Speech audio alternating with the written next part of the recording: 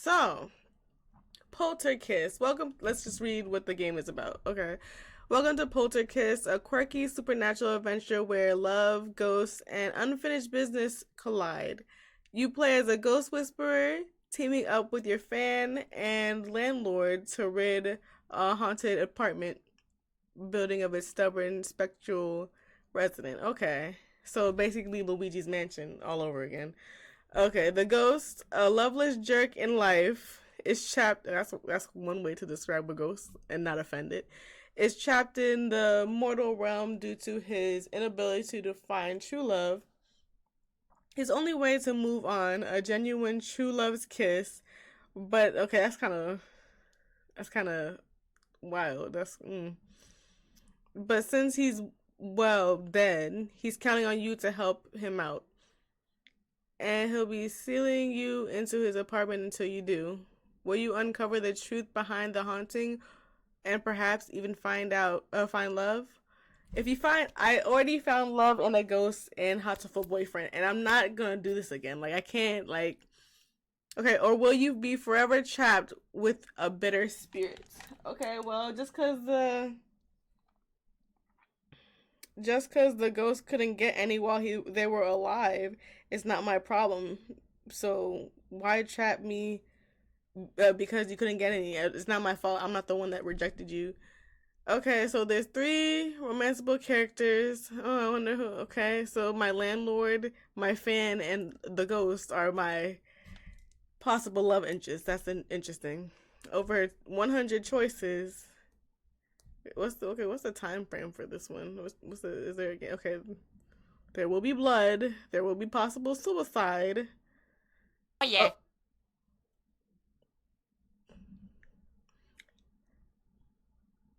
Hi, welcome to the Player Twos, Lindsay. Thank you for following. Thank you for welcome to the stream. Thank you for following. So we have classical and mental illnesses, misgendering. Oh gosh, they're trying to cancel up in this game. Threatening situation and violence, blood and death. Okay, but where's the romance part? Okay, where's the content warning for the cringe that I'm about to receive? Okay, 400k words. Oh, so I'm gonna be reading today. Okay, okay. Well, let's just get on with it, I suppose. Okay.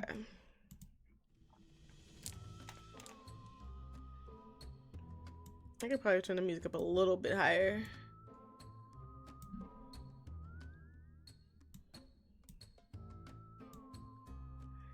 So we're gonna do a long stream today until I get tired. Possibly, I'm hoping for maybe 12 hours. Maybe 12 hours, 10 to 12, maybe 8, depending how tired I am.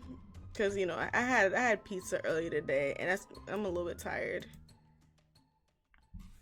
Act 1. I see dead people. It's so on par. Everyone's upbringing is unique, but yours was different. How did you first discover your connection to ghosts? An unexplainable event, a deceased family member, in a desperate moment. Okay. So if we're going with the story with Luigi, he first discovered he could see ghosts when he went to the mansion.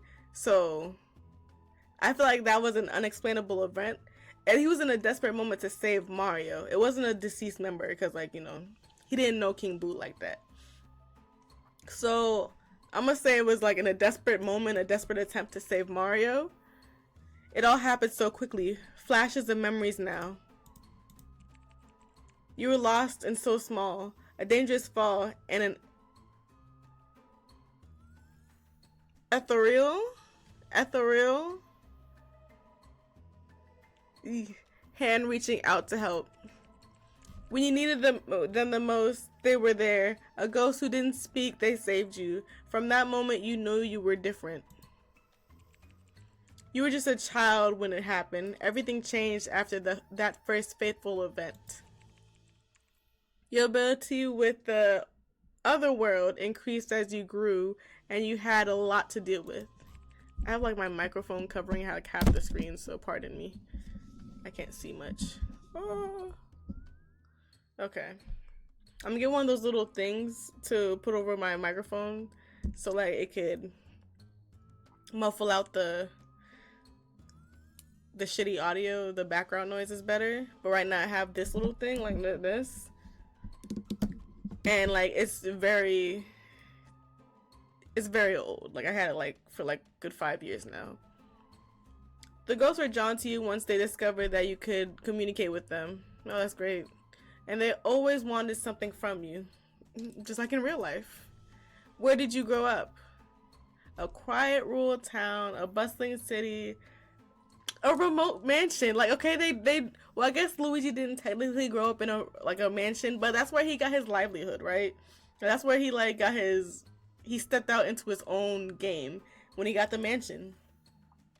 And he never lived in a town per se. Like him and Mario live in the middle of nowhere in the woods. So we're gonna go with the remote mansion.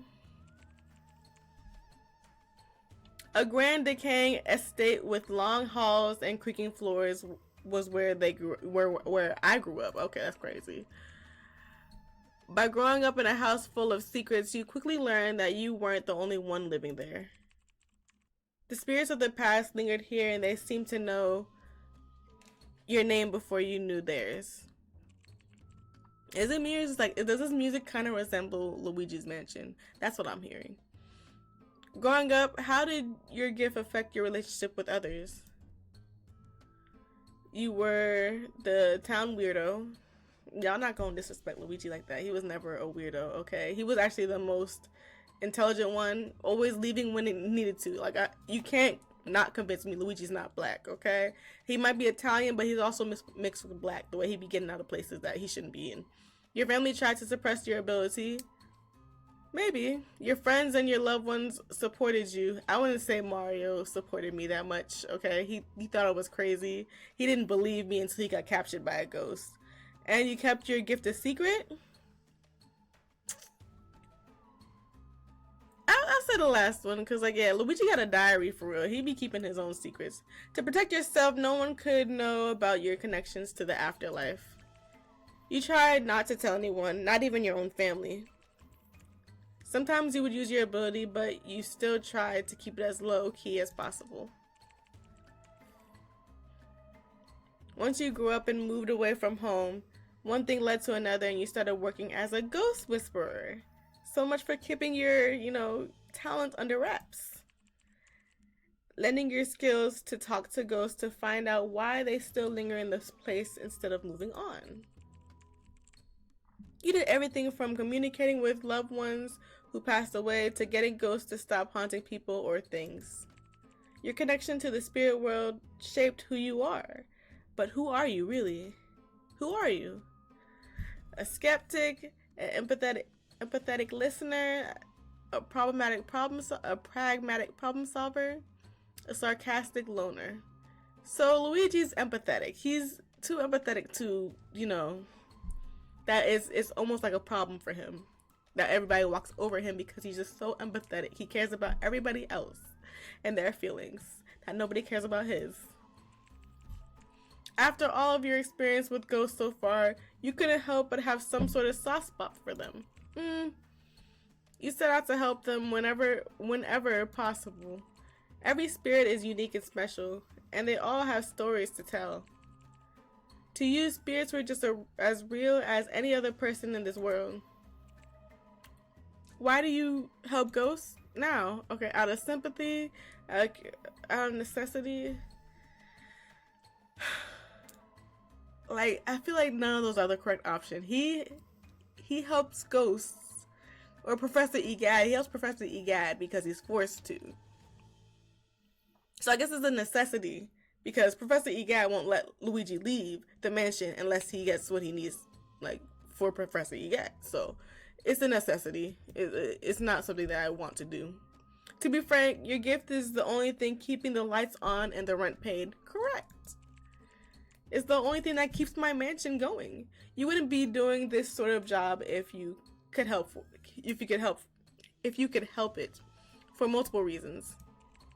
But hey, Under capitalism, you gotta do what you gotta do.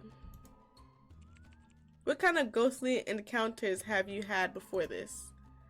You completed many jobs before. You had a fair amount of accounts before.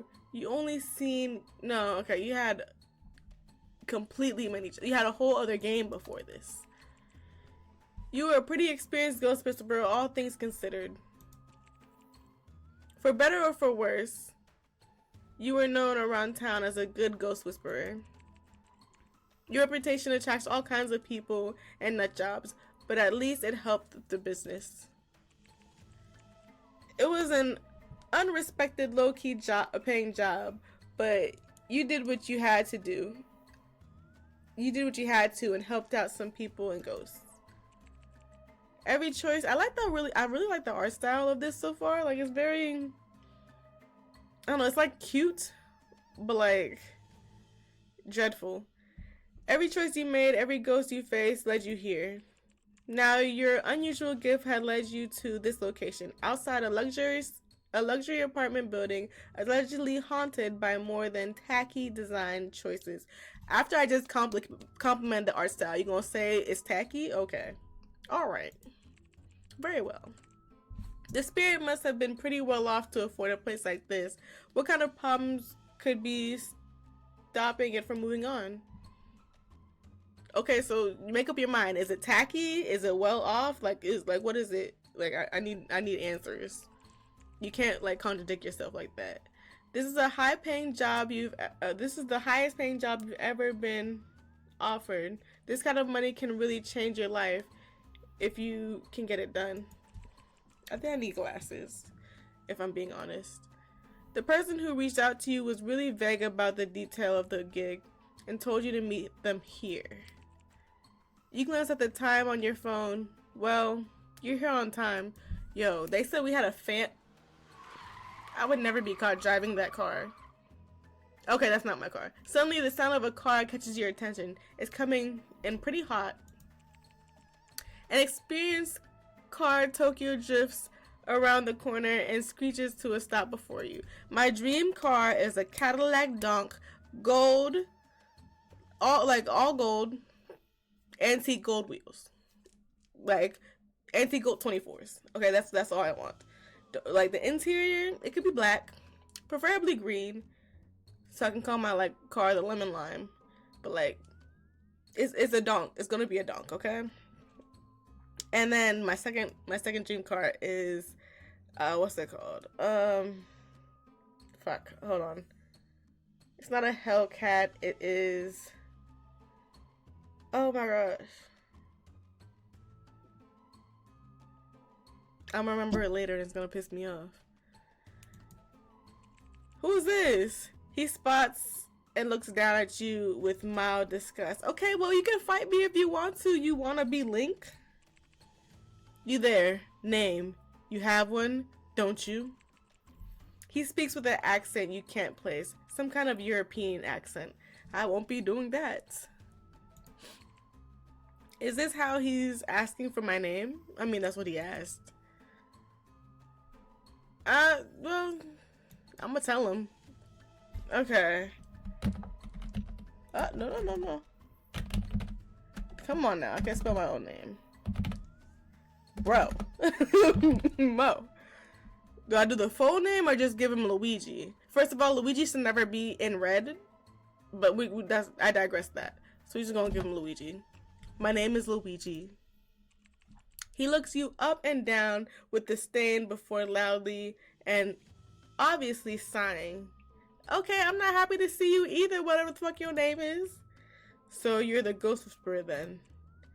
That's correct, and you would be? Out of the blue, another person comes tumbling in with a maximalist getup. Okay.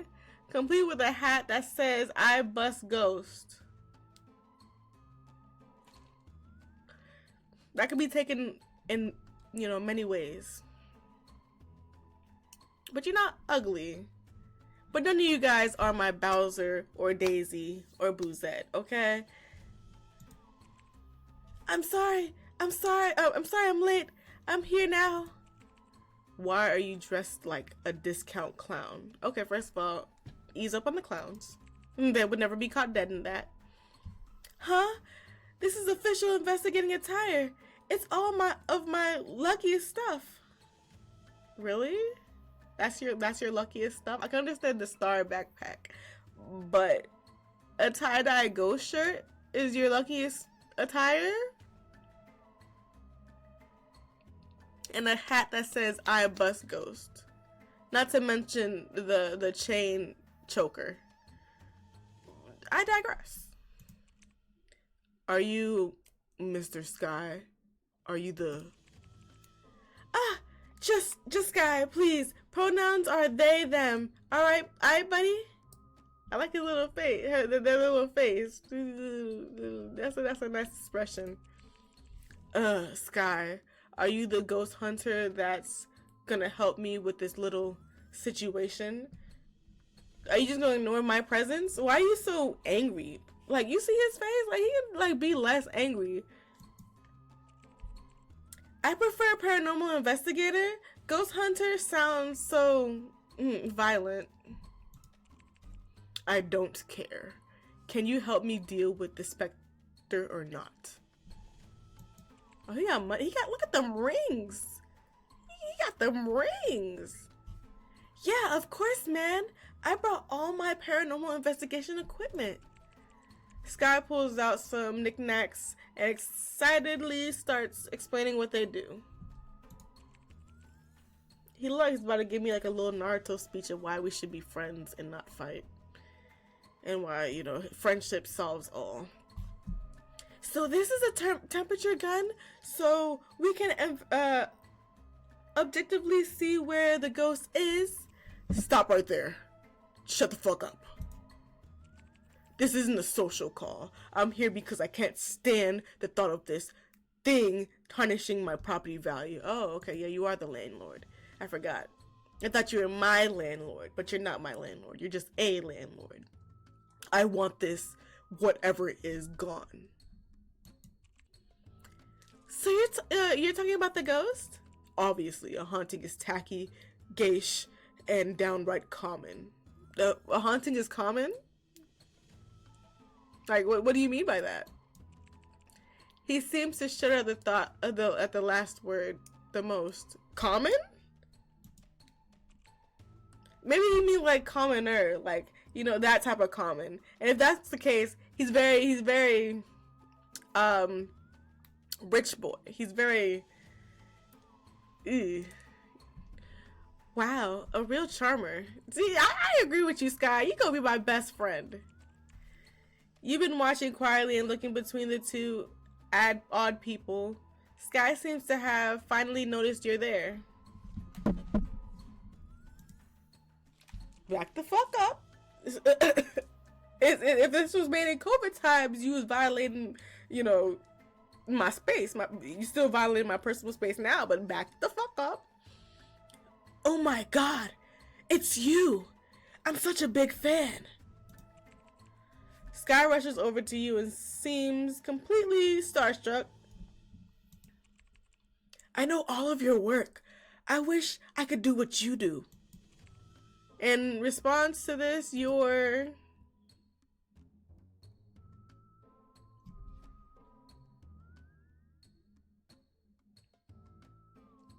modest. Luigi doesn't know what to say. I think that's the word I'm trying to think about. Flabbergasted? Very much so. I'm very weirded out and flabbergasted, but we're gonna go with modest. Why are y'all both up? Go to bed. And also,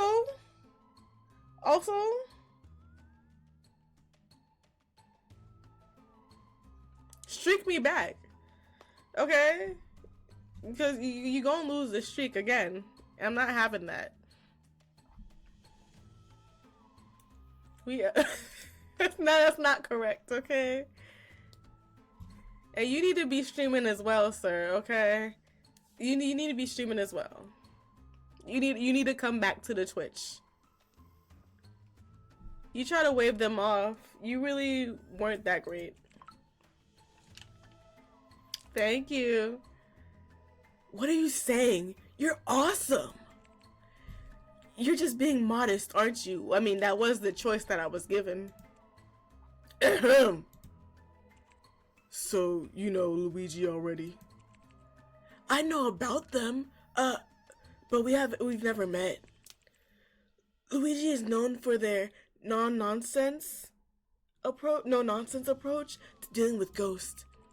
But not much is known about where they came from. They just showed up in town one day. Through a pipe. They grew up in a haunted mansion.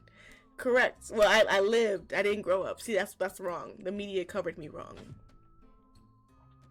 Don't judge the fit. The hat may be trash. Like, I like the design of the ghost on the shirt, but I don't really do tie-dye like that. Maybe if it was like a white shirt with that ghost on it, or a black shirt with the ghost on it. But yeah, the I bust ghost, just that the hat is kind of, yeah, it's kind of meh. Just the hat. The tie-dye coloring is not okay either, but like, yeah. But I do like the saying I bust ghost because it can mean a whole bunch of different things. Those walls creaked from more than just old age. It's set on top of an isolated hill, and rumors spread to the nearby town about what goes on in there. No, first of all, I don't atone for the chain jewelry. No, that was very tacky. It gives disgusting. It gives high school goth phase. Wow, they really know everything about my past, all because of my affinity to the supernatural. You are... I'm not flattered. I'm not impressed. What does ambivalent mean, y'all? What does that mean? Hey Siri. I don't have it set up. That's crazy. I took a chance. What does ambivalent mean? I'm gonna need y'all to Google that for me. Drop the definition in the chat, please.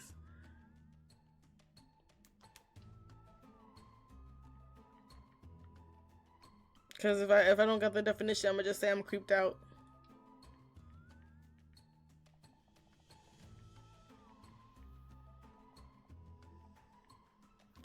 Having mixed feelings or contradictory ideas about something or someone. Okay, that seems correct. Okay, we ambivalent towards you, my guy. Thank you. You don't feel any type of way about Sky knowing so much about you already. Sounds about right. Sky suddenly becomes self-conscious at your lack of response. I'm just a big fan is all. Oh. Yeah, that was pretty much given in the description about you. I love anything related to the supernatural and occult. Okay, you're a big conspiracy type of person.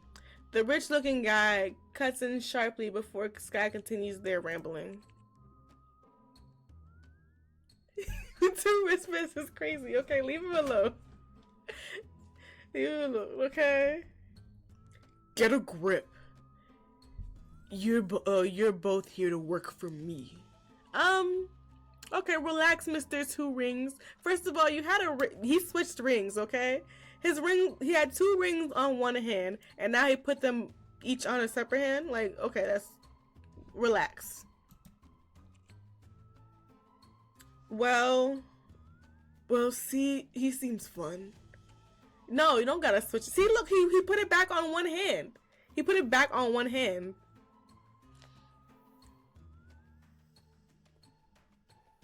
Well, the woman's gonna notice. That's kind of crazy. I don't think this man gets no type of play at all. I'm not gonna lie to you. Not with that attitude. He look like he don't get none at all. If he got any, he would be much happier. I'm Alistar Von Dempsey. Yeah, that name, it don't get no play. That name don't get no play. Alistar Von Dempsey, okay? The owner of this whole block. He dramatically poses like he's just been formally introduced as a royalty of to the court. You and him the same? Y'all both don't get no play? That's crazy. Unfortunately, that includes the apartment we are tasked with dealing with today. It's not. It's really not a tough world. Like, you just gotta make better choices on who you seek. What do you say to that? Well, what did I say to what? Oh shit. No. That's no. That's a no. Are you? No. No. He's not my lord. He's definitely not. You know, it's not nice to meet him, and I don't. You're fine. We'll give him that. We'll give him that. I gave him gave you what you wanted. No need for a poll. Okay. You and Grimm's. Okay. All hail me, Lord. Thank you for blessing us with your presence. Sky snickers at this, and you await Alistar's contempt. Dots. See, he's not even happy about it.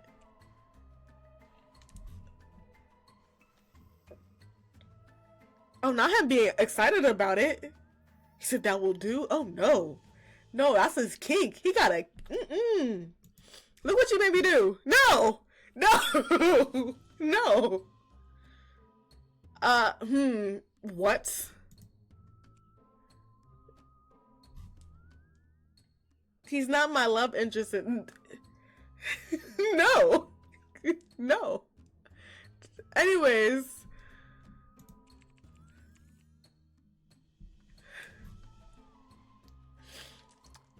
I need to put the chat on here somewhere, cause yeah, ain't no way you acting like this. Anyways, unfortunately, none of the experts I hired could resolve the situation, so now it's down to you two. Maybe with both of you at the same time, you might be able to do something. Why that sound kind of suggestive? What you trying to play? Wow, you sound so confident in us. I'm not, but you're cheaper than the last psychic. First of all, psychics are not meant to handle ghosts. I said ghosts. Ghosts, okay? Psychics are for the future and the past and your present, okay? They're predicting the predictions, okay? They don't help with ghosts. Ouch. And I thought we were all gonna be friends. What made you think that, Sky? I already don't really like you. You're very too optimistic for me. Don't get don't get comfortable. My only interest is restoring order to this apartment. I don't do messy or ghosts. Damn, he called you messy, Sky. What are you gonna do? Yeah, I was being sarcastic. You know what? Never mind.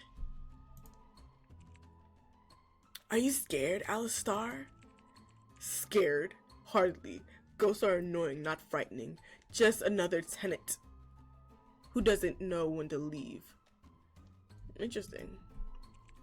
This guy sure doesn't care about anyone, dead or alive. Alistar's view on ghosts and people.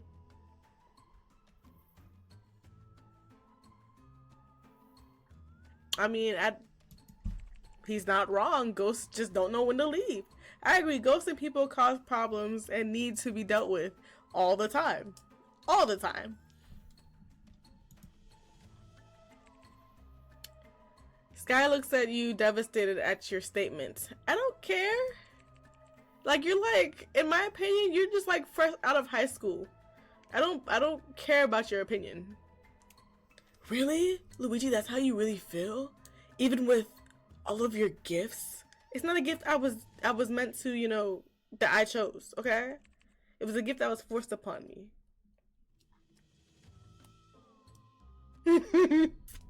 Alistar von something. I forgot what his last name was. It was Alistar von something. It was kind of wild. But moral of the story, because of his name, he ain't get no bitches. That's the only correct way to feel. I don't think so. You're both wrong.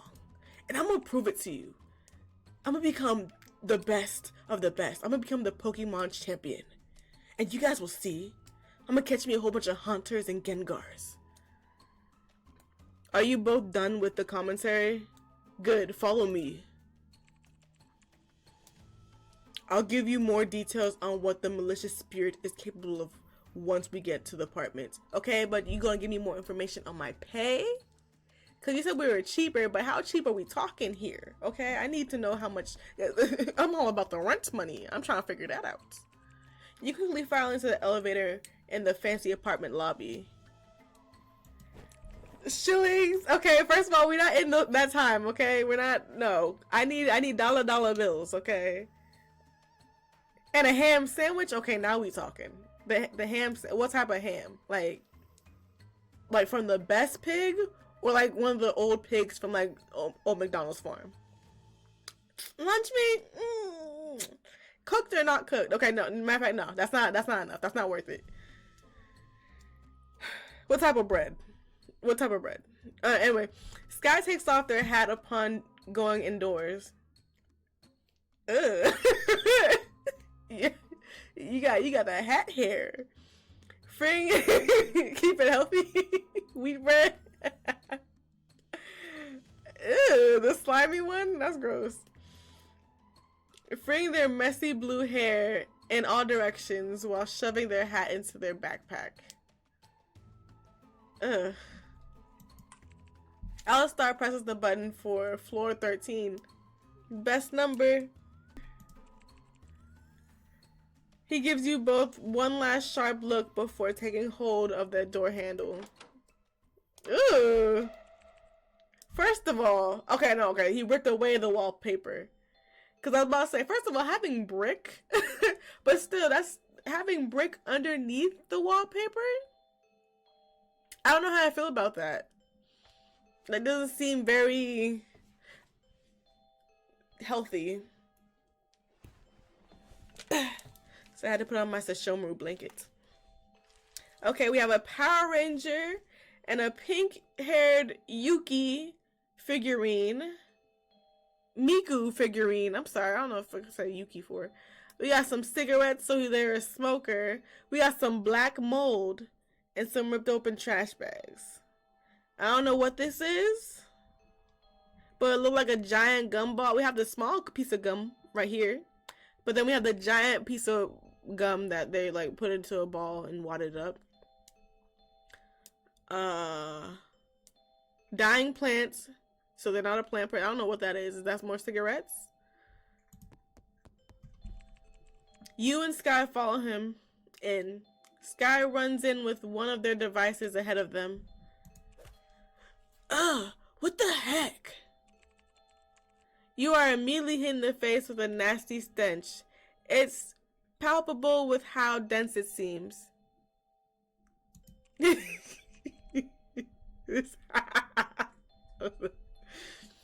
It's not just the scent of death in the air. The air is so thick with the distinct feeling of a malicious spirit. Maybe there's like a dead body in the wall and that's why it can't leave. Because like I said, I don't see no way for there to be a brick backing to the wallpaper. Like, why would you have brick as a choice? Okay? Like, so they probably rebuilt the wall with brick after putting the body behind it. Maybe we shouldn't be here. I mean, we got hired, and the pay better be good. He said we were cheaper, but I want to know how cheaper we went. No, we don't got a brick wallpaper. We got a brick under the wallpaper. Even normal people like Sky and Alistar must be feeling the pressure the spirit is exerting. Alistar looks forward with a stony-faced determination and commands towards you and Sky. Yeah, the ghost is a chain smoker.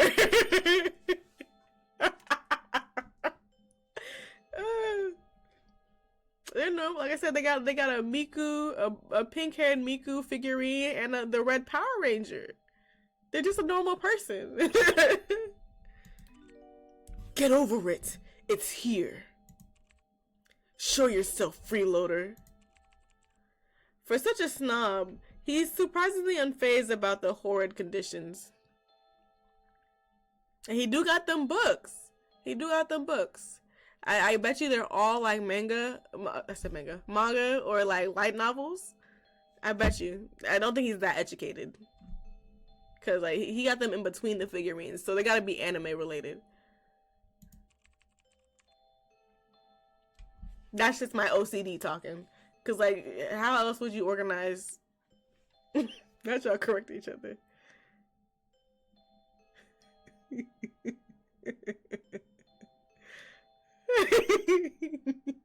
Y'all both wrong. That's wild. Okay. He must be resolute in getting rid of the ghosts, or he just has the audacity to act this way. Oh, who the fuck is this? Who's talking?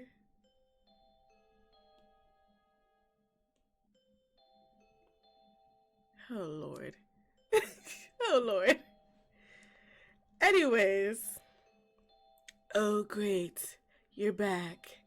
And you brought backup. What's next? Another seance. You jump in surprise at the voice. The others continue to scan the apartment, oblivious to the voice. To you, it sounded as clear as Sky or Alistar talking. The spirit was close. Hold up. No fucking way. Did you hear me?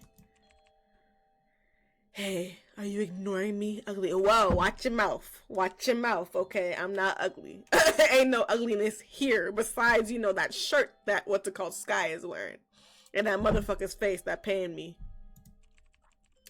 The ghost taunting gets more aggressive, and you feel the spiritual pressure growing in the room. Even Sky and Alistar look around the room a bit shaken up. You.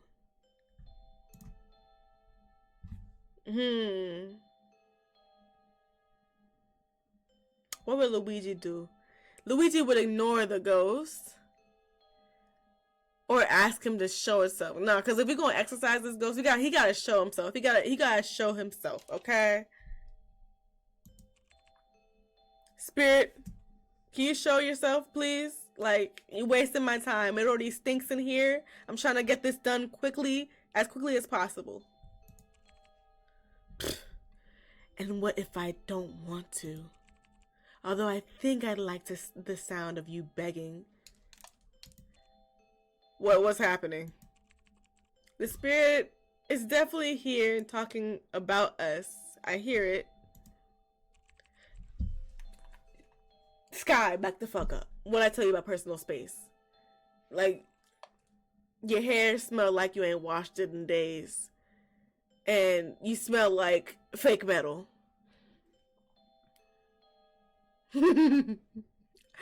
Alistar looks at you skeptically, but Sky bounds up to you excitedly. Back it up.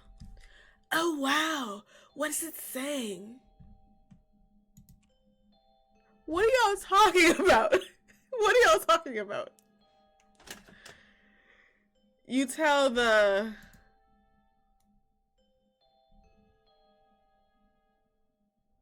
You tell the dirty version. We're not gonna sugarcoat nothing.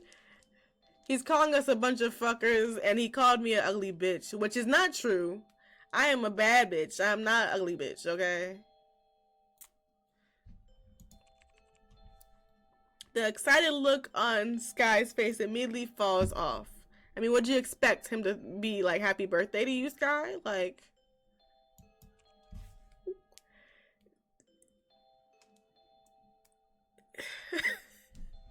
I don't know what's going on. What are you talking about? The chat box is right there. This is going on YouTube, butter. Watch yourself, okay? Watch yourself. Gosh. Foul-mouthed demon. There's no way to talk about Sky, Alistar. Oh, you meant the ghost. Haha, that's right. What do you mean? You know damn well this ghost is gonna be pasty white. It's gonna be the pastiest white ghost you've ever done seen.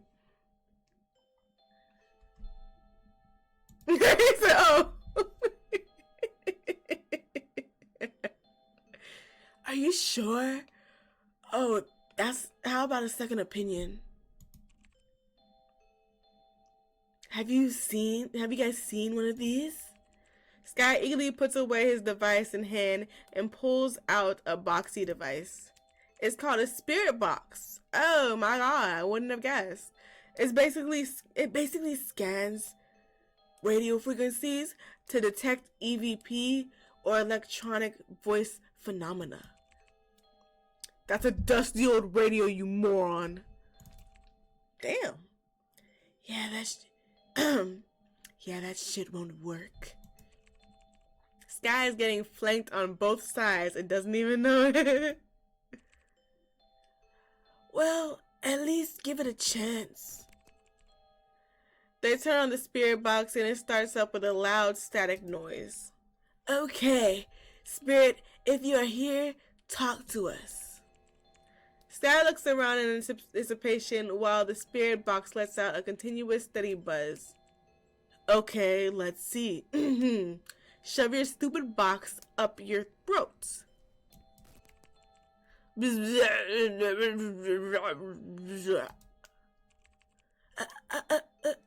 Assbutt, what did you hear? Not that. Blah. Actually, I take it back. That thing works perfectly. The lights in the room flicker off and on and off wildly in time with his laugh. How dare you do this and not pay for the utilities? Oh, you worry about the light bill? Get over it. Oh, come on, Alistar. And I'll remind you two as well. I'm not paying for parlor tricks. Get rid of it. This again? I'm so bored of hearing you tell me that over and over and over. I thought he almost decapitated him. The room shakes as the voice repeats those words.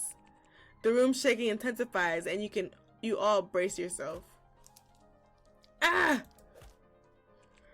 Ah! Make it stop! Stop! Then the room goes deathly still in silence. The pressure in the air lightens quickly and suddenly. You all look around at each other in confusion. Did I do that? What the fuck are you, Urkel? Shut up. Boo. So y'all, that looks Brazilian to y'all? That look Brazilian to y'all? That's what I thought. No.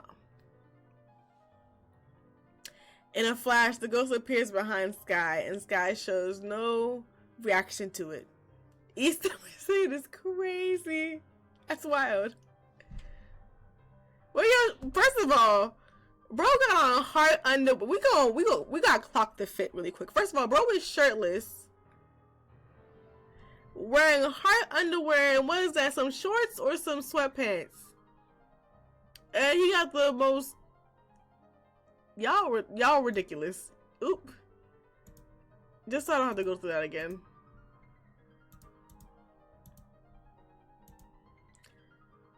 No.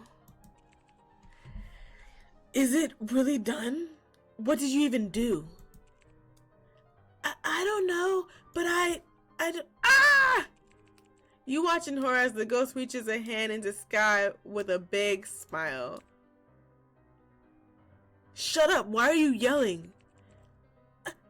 I felt a horrible feeling creeping in my body. It's getting worse.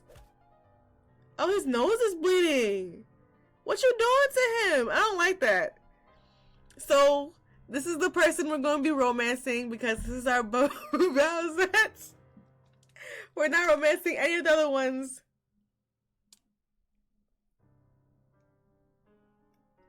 We're not romancing any of the other ones because they do not resemble either a Bowsette, a Bowser, a Boozette, or Daisy.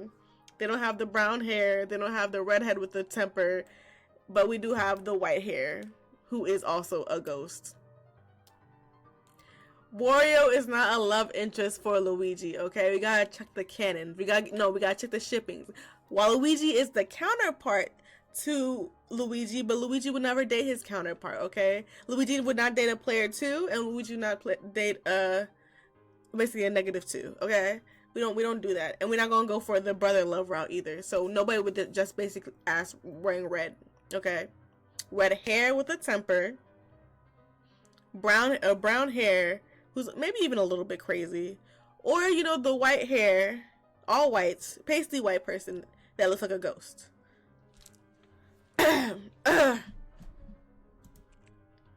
What's wrong with you? What did you do?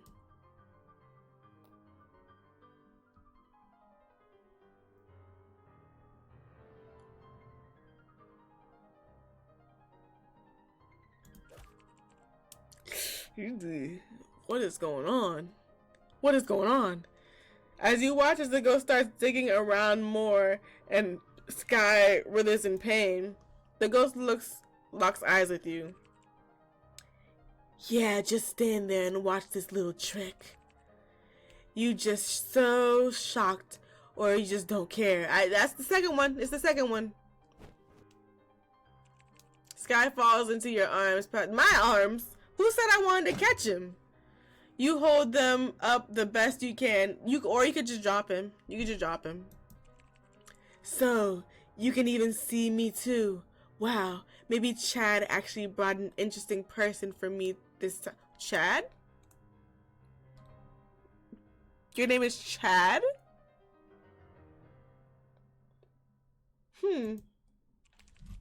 What's with y'all not respecting my personal space? His pale face approaches you. Whatever his human form before has been twisted by becoming a malicious spirit. He looks kind of sad. Red eyes, white hair, and pointy ears and teeth. You notice his outfit now. It looks like his socks were chewed by rats and his sweatpants are stained. And he got dookie stains on his sweatpants. And he's not wearing a shirt. Even as a phantom, his hair looks greasy. Like what you see, bitch. Okay, what I tell you about disrespecting me, okay? What do you do?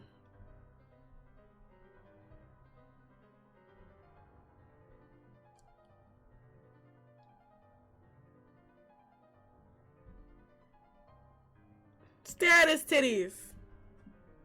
You keep staring at his exposed, lean torso. Its pale skin is almost glowing. Jeez, I say just take a picture, but I don't photograph well nowadays, do I? Oh, you put on the hoodie! I made him feel uncomfortable. I made him feel creeped out. His ghostly form flickers and a hoodie appears. I wasn't expecting a ghost that could see, a guest that could see me. Where are my manners?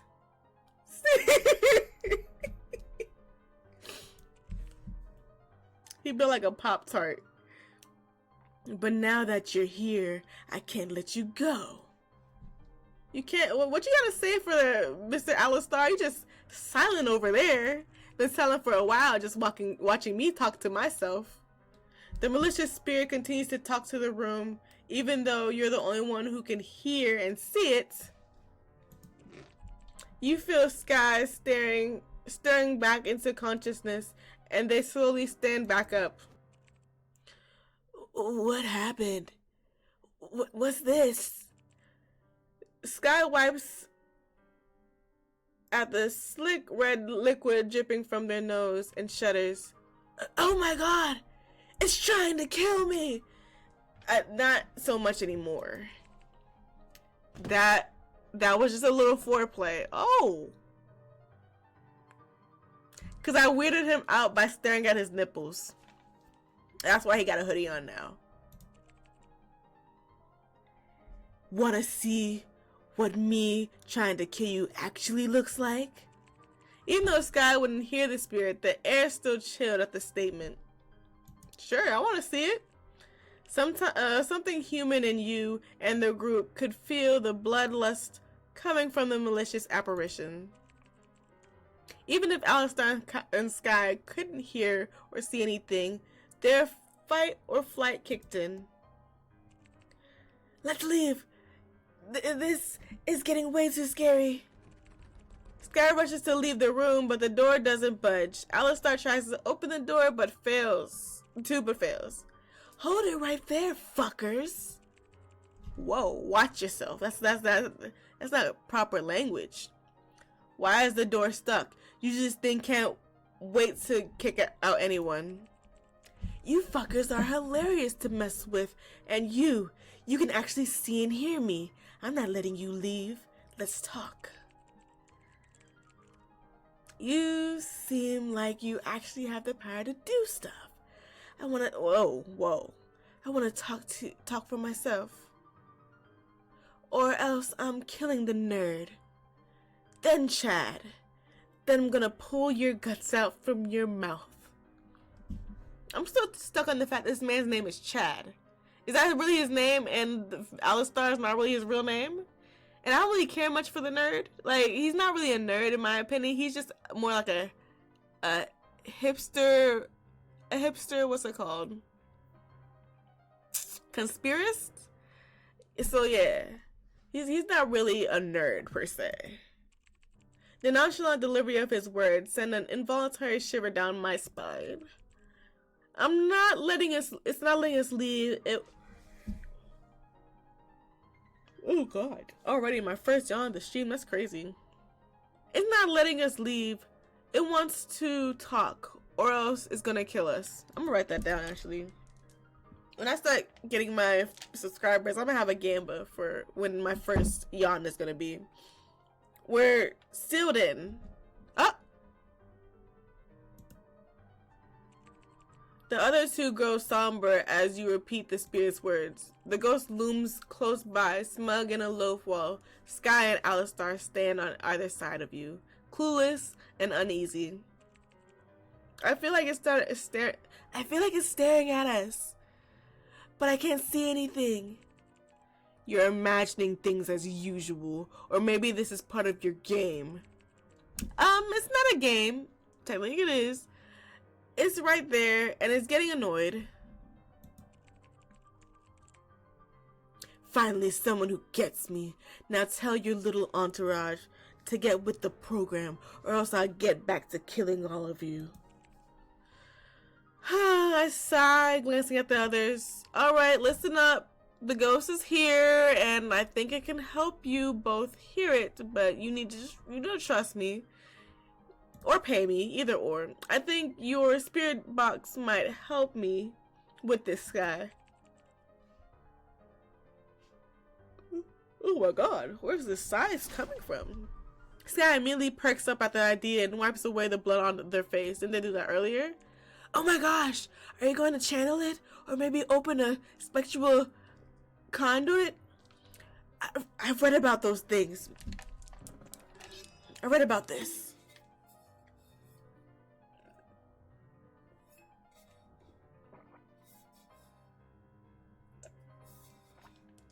Okay.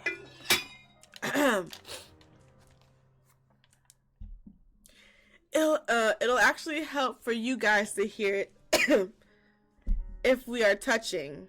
So, hands in while I do this. Everybody hold hands. Sky grabs hold of your hand in a flash. Alistar looks down at your extended hand with disgust. If this involves more of your theatrics, I'm not interested. Do you want this building to be vacated? Alistar, shut up and give me your hand. Sky, grab your spirit box and hand it to me. Sky obediently passes over the device and you take a deep breath, focusing your energy.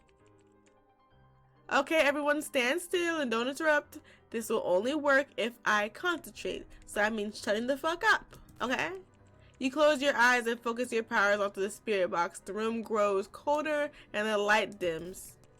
The static from the spirit box becomes louder, and then its erratic buzz smooths into coherent speech. The ghost's voice comes out of the box nice and smooth. Ooh, I keep doing that.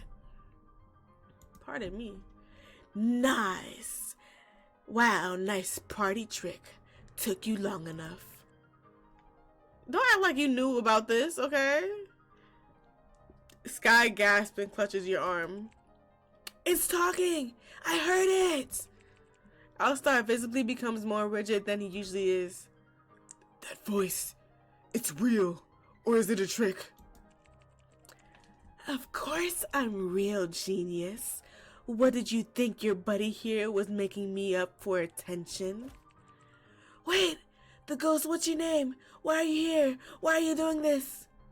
Slow down, Chatterbox. One question at a time. Why bother asking anything at all? This thing clearly enjoys wasting time. Oh, you're fun. I can see why they brought you. Pure entertainment value. Okay. Let's not antagonize the ghost, Alistar. Focus. We need to figure out what it wants, or we're never gonna get out of here. Okay, just shut the fuck up, like I said. Finally, someone with a brain. Alright, here's the deal. I want closure. You help me, and maybe I'll stop flickering the lights every 5 seconds. Good thing I'm not in that room. I have epilepsy. Closure? Like, you have unfinished business? Ding ding ding! Give the nerd a prize. Usually the spirits have a regret from life, like telling a loved one a final message, righting a wrong, or wrapping up a loose end that prevents them from leaving. Right, sunshine. So what I want so fucking bad is love. I want to be loved upon. What? Obviously, it's just messing with us more. I would expect you to know about what love is, Alistar, because you never had no late. You never had that. Okay, you never got any. So I don't expect you to believe that the monster wants love, because you have never had any, never got any. You get no bitches.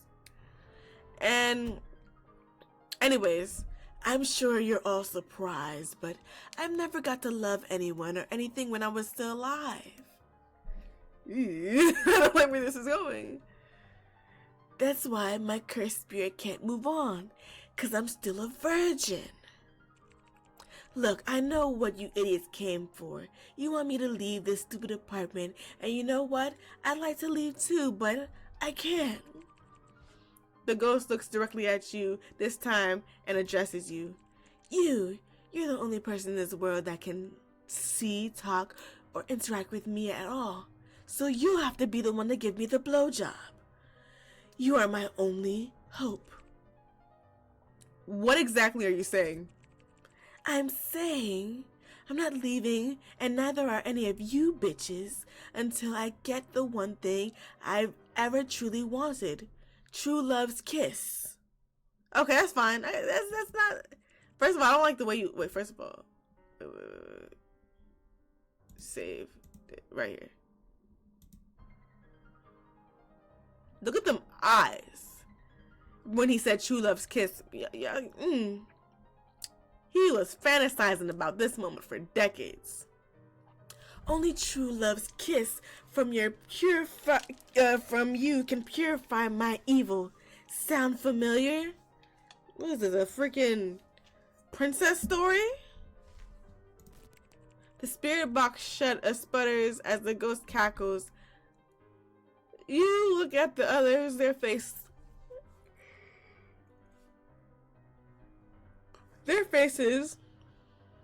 a mixture of horror and curiosity. Alistar looks pointedly at you. Go on then, give it a kiss. Watch yourself, Alistar. Wait, you're gonna pimp Luigi out to this guy? First of all, Luigi don't get pimped out. Luigi does the pimping, okay? Y'all my bitches, okay? Y'all, we don't pimp Luigi out. Luigi is the big pimp, the big dog, okay? Fur coat and all. Get that correct. You help spirits move on, right? Help him out, and then we can all move on with our lives. You're not even sure if you could kiss a ghost. His ghostly form will most likely just phase through your face. Well,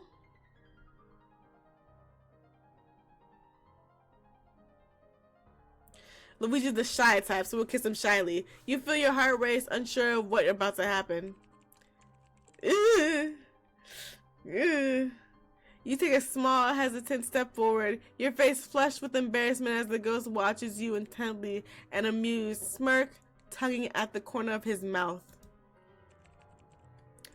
I don't know if this is the right thing to do, but here goes nothing. With shaking hands, you gently press your lips to the faint, cool outline of the ghost form. This bitch is blushing. He is blushing. It's not like a normal kiss. It feels more like a soft breath of air. Yet, does the air smell nice? Just does he has bad breath? Just let me know. Yet something about it makes your stomach flutter. Oh, don't tell me this Luigi don't get bitches, because that's going to be sad. The ghost stands still for a moment, his unusually cocky demeanor fading as the kiss lingers just a little longer than expected. Yo was making out with a ghost. This is kind of sad. This is my second time encountering a ghost. First it was Hatoful boyfriend, bro. Like, it was Hatoful boyfriend, and my loved one disappeared in front of me. And I knew I shouldn't have dated the player too, because like, yeah, he was the ghost. He died a long time ago, and he couldn't leave the library because my bird brain ass main character could not figure that out. Because why he couldn't leave the library? He's like, no, ain't no way he's a ghost. Ain't no way nobody else can't see him. Huh? This man's name is Chris. Huh? That wasn't so bad. You pull away slowly, both of you awkwardly standing into the silence. Okay. What? Was that it? Was that it? You think it worked? I don't know, but something seems different. Maybe we just need to give it more time. What are you trying to say, Alistar? You think this is going to lead to something more? Okay? It was just a kiss. With eyes heavy from the kiss, the ghost seems lost in thought, as if the kiss has left him with something to process. Though it's hard to tell if it's moving him closer to moving on, or just adding another layer to his ego, regardless, it feels like progress. Even if it's just a small step. Ah, I feel something. Is that the light? Really? What's happening to it? Luigi, I can't see. Is there really a light? Ha, kidding. Just kidding. Close but no cigar. Because all I smoke is cigarettes. I said true love's kiss. The ghost cackles at the group, his bravado coming back even stronger. You gotta try a lot harder to make me fall in love with you. That was pretty mid. You calling my kissing skills mid? First of all, you the one that's asking for a kiss from the human world, cause you couldn't get no bitches. Okay? So you pretty mid at that. Maybe if you begged me to kiss you, I'd fall in love. Anyways, I feel the same way, Sky. I feel the same way. I never thought I'd ever agree with you in my life, but I feel exactly the same way, because that is some bullshit. Okay, he was the one asking us for a true love's kiss, and he gonna be like, maybe if I begged him, he can, bitch, please, okay. Your breath stank anyways. I knew it. It was just trying to waste our time. What are you going to do now? Alistar snappily cuts in. I've heard enough. Freeloading pest, you hear me? Maybe he wants to kiss you, Alistar. Loud and clear, fucking Chad. It's Alistar Von Dempsey. Don't go proudly saying that name, Alistar. And I own the apartment you're haunting, and you will leave. Sky? What? What else do you have in that bag? It's now or never. Sky excitedly pulls out another gadget from their oversized backpack. Alright, this one's going to blow your ectoplasmic mind. I call it the Spectral Catcher 3000. Ugh, that's just a vacuum cleaner with LED on it. Is it my Poltergeist? Is it my Poltergeist 3000? I've been looking for that everywhere. And you're just a party pooper. Watch and learn. Sky powers up the device and it makes an obnoxious, loud, whirling sound. Sky, is it supposed to sound like that? Absolutely. That's how you know it's working. The ghost stares at the contraction, unimpressed. Are you trying to vacuum me into the afterlife? I've seen better tech in a middle school science fair. Slowly the device sparks and sputters. A loud pop echoes through the room and a puff of smoke explodes in Sky's face. Ha! Okay. Minor setback, but I think we're getting somewhere. Okay. Yes, to the emergency room. They try to turn it back on, but this time it completely catches fire. Ah! Sky throws the Spectral Catcher 3000 on the floor and Alistar stomps the fire and the device out. It worked on that one for I worked on that one for so long. Wow, your fuckers really got the circus act down. That was so cringe. Not as cringe as you lately, Ghost. Everyone is useless. Of course, I have to do everything around here. Alistar pulls out an old leather-bound book with dramatic flair. This should do the trick. An ancient medieval rite to expel lingering spirits. Where did you even get that? A gentleman never reveals his sources. You got it from online, didn't you? Shut up. He begins reading from the book, his voice echoing dramatically. The ghost, initially unimpressed, suddenly doubles over laughing. Oh no, not the power of light compels you, Stick. Stop, you're killing me. Wait, no, I'm already dead. The spell fizzles out and Alistar slams the book shut in frustration. Well, that went well. Yeah, 10 out of 10 performance. Encore? Oh, shut up. After the tense back and forth, the ghost grows quiet for a moment, its form flickering slightly. You know, it's not like I choose to be like this. What do you mean? I'm serious about my final regret. I just make edgy jokes. Being dead doesn't magically make you a saint. I was kind of a jerk in life too. If you can believe that. Oh, I can. Oh, I can. Let's turn my volume down. We can believe it. Shut up. Anyways, I was always pushing people away, but at least then I had people to push away. Now it's just empty.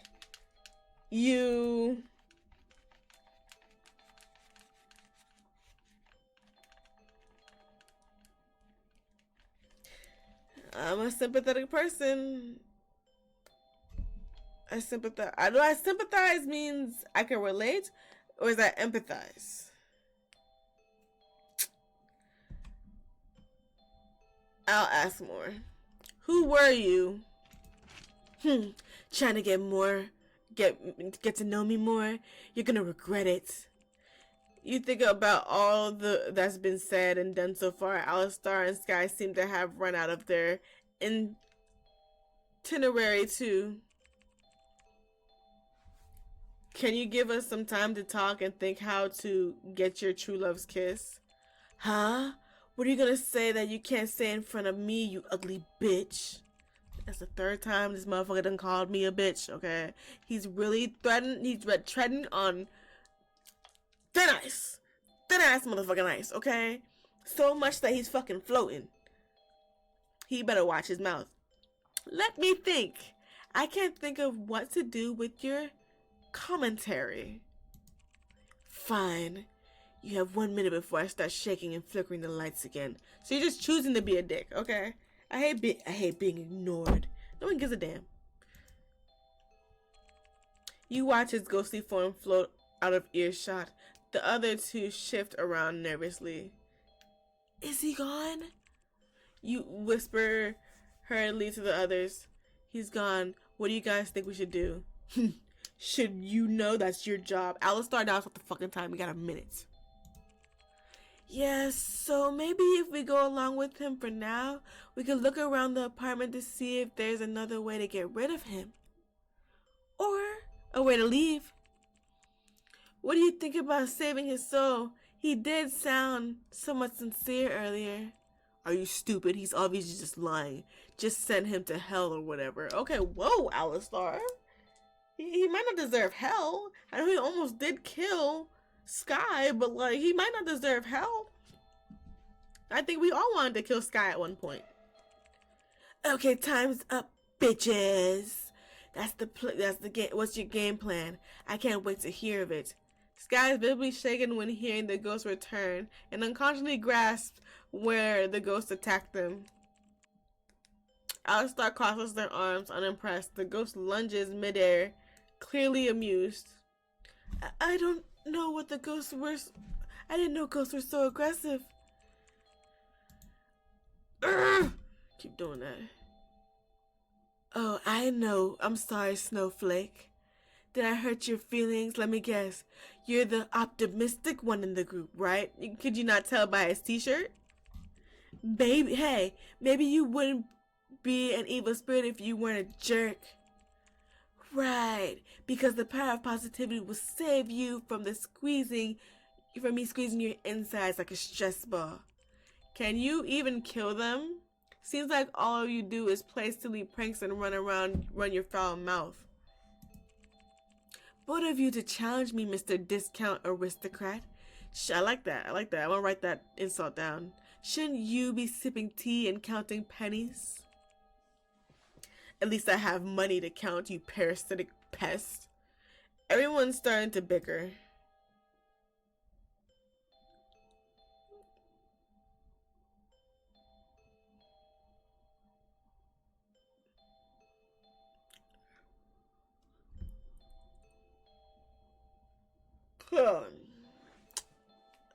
You think you got Alistar figured out? I don't really care about it. I think Alistar's winning the roast battle. I don't think that either. Sure, we'll go with this one. I think I've got you figured out, Alistar. That was pretty spot on. Whose side are you on? The right side. Wait, you've never ever told us your name. Oh yeah, nerd, that was on purpose. But I've already seen his name. It's Chris. Well, at least tell us your name if you don't want to keep being called a ghost, spirit, specter, phantom. Okay, God, you're so annoying. You losers can call me Shadow. That's not your fucking name. Who the fuck was Chris? Who was Chris? Something's not adding up. Dots. Or God. God works too. I'm not calling you God. Certainly not. The tenant that died here was named Christian Palak. He was a tenant here for 10 years before being found dead in the apartment a couple months ago. Sky stares at Alistar in disbelief. You didn't want to tell us that earlier? Alistar shrugged nonchalantly. Didn't think it was relevant. But you told us the exact make and model of the apartment? Ugh, dickwad. I'm going to fucking kill you. Just call me Chris at the least. Okay. So what is the brilliant plan you morons came up with? They all look at you for some reason waiting my answer? That's crazy. You glance around the group, feeling the tension rise. What will you say to the group?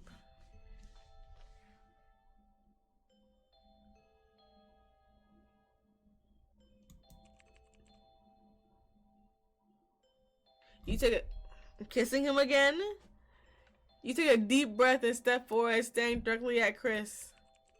If it's really is true love's kiss that you need, then I'll do it. The room falls silent as everyone stares at you in shock, even Chris. What? Are you serious? This is either the dumbest or the bravest thing I've ever seen. No, it's just the dumbest. Chris grins, his ghostly form flickering with glee. Stop out! Oh, now this is gonna be fun. Let's see if you got what it takes, sunshine. To kiss you? Chris smirks, clearly enjoying the chaos. Whatever, I'm looking forward to what happens either way. Even if it ends in a blowjob. Let the games begin, fuckers. Looks like we have a work cut out for us. Yeah, looks like it. You give a final look between Alistar and Sky before you all move in different directions in the apartment, tension lingering in the air. Act 2, unfinished business. There's 2 acts to this. The room reeks of stale cigarette and pizza. Old pizza. Trash litters the floor, half empty. Energy drinks can lay in the piles. And the voice, I just realized I'm not going to be doing this for 10 hours. I could barely do this for 2. And it might have to be just 2 hours. Maybe, I don't know. I have a lot of games piled up for you guys. I might continue, I'll probably continue this again tomorrow. We're going to get through this game first and see how I'm feeling. Trash leaves the floor half empty. Energy drinking can lay in piles, and the once vibrant wallpaper is peeling to reveal the brick underneath. The furniture is mismatched and worn down, if you can even call it furniture. A single chair sits beside a dirty, stained table. Why live in such an expensive apartment building just to trash it like this? Ew, okay. Don't care enough to talk to you. Well, ooh, okay. The shelves are packed with I knew it, row of manga and anime figurines. Some still in the box. I knew it was manga. I know he wasn't smart like that. He wasn't smart. These weren't actual books. These were just manga. Manga and comics. I'm just saying, just because you read manga doesn't mean you're not smart. Just you know, to each their own, because teach their own. There's no clear organization method here. With anime, manga, and more explicit material, he got yaoi and yuri on here as well, scattered around. Nothing that seems important to this case. I gotta stop clicking that button. You take a step back. Okay. When was this here? The radio? Okay. It was placed in the middle of the room so that Chris could communicate with everyone. With your supernatural powers, its effect was amplified. Okay. You observe the box. Sky comes over and picks it up. Sky turns the spirit box in their hands and then holds it up towards the ceiling. Come on, ghost boy. Give us something meaningful. Chris sneers, then leans close to the box, his voice cackling through the static. You want meaningful? Life's a joke, and the punchline is you die alone. Charming. Ugh, never mind.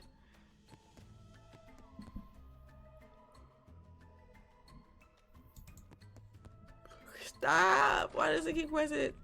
You step into the bathroom, the faint drip of a leaking faucet greeting you. The tiles are cracked and yellow with age, and the medicine cabinet hangs slightly ajar. You wonder if you can find anything useful in here. I think I need to make myself some tea. I'm getting really tired. You pull open the creaking cabinet door. Inside, there's a strange assortment of half-used toiletries, medication bottles. You look closer. Yes. You grab some sort of bottle and read the label.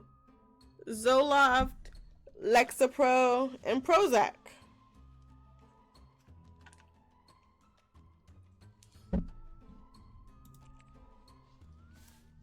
These are antidepressants. And by the look of them, they're all really old and have been expired for a long time. Much longer than he's been dead.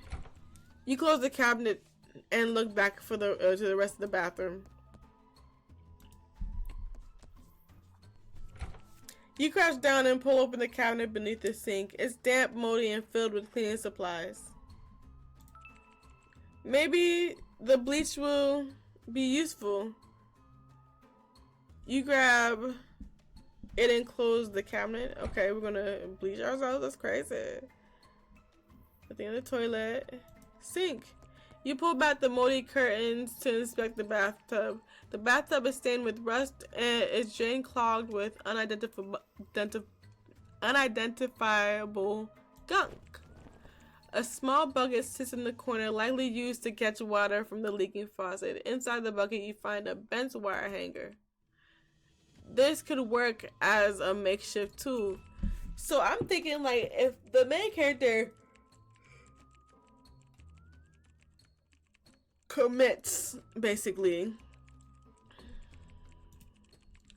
by ending herself and tries to give the ghost the true love that way, I don't think I'll be happy about that ending. You straighten the hanger as you, the best you can, turning into the hook. Okay. We'll leave it out.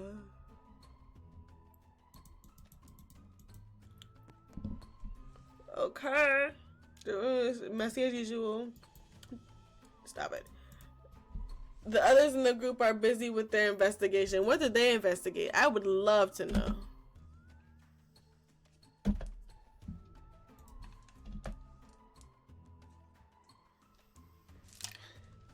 You got this motherfucker. Oh, there's more. The kitchen is somehow even worse than the living room. The sink is overflowing with dishes, caked into who knows what, and is stained with old grease. A pot with something green and moldy growing inside sits abandoned on the stove, next to a stack of takeout boxes stained with soy sauce and grease.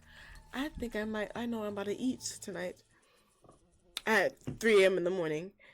The refrigerator door hangs slightly ajar. A faint buzzing sound emanates from it.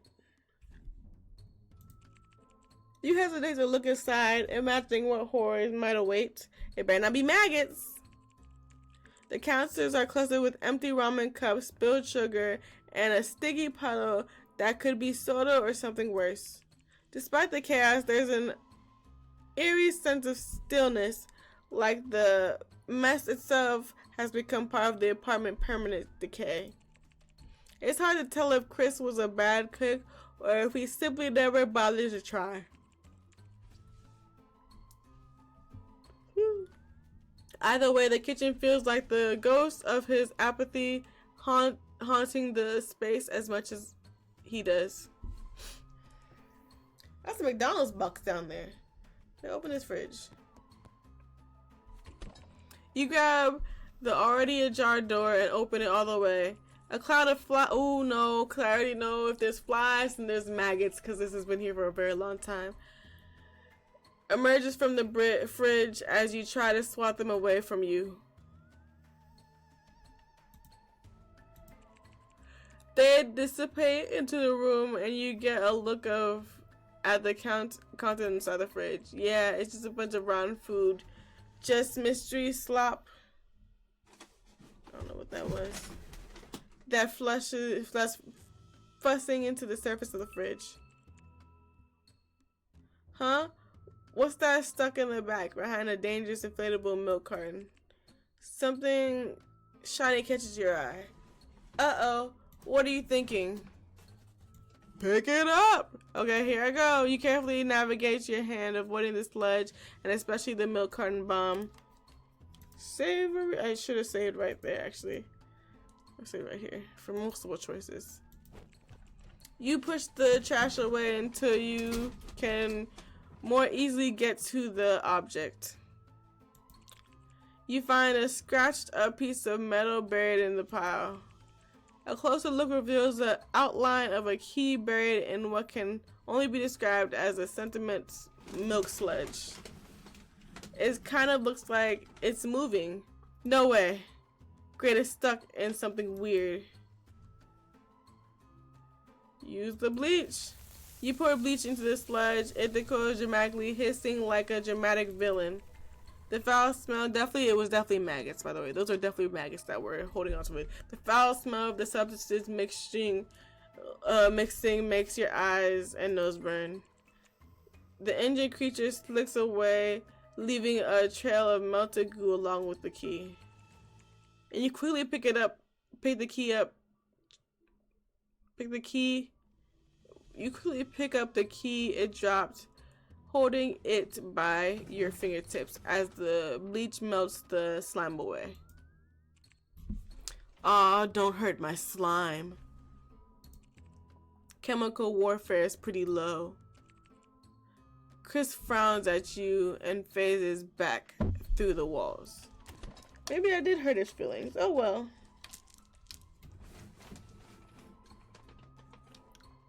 Nothing left here.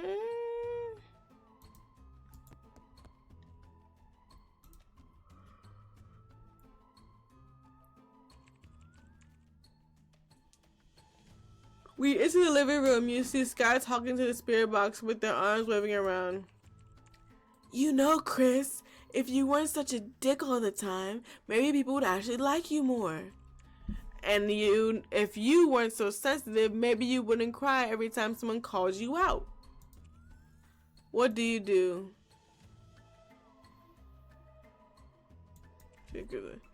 Get off your high horse, Sky. I'm not on a high horse. He's a dick to everyone. Heh, not everyone. Luigi gets it. I'm only a dick to brain dead losers. I don't really appreciate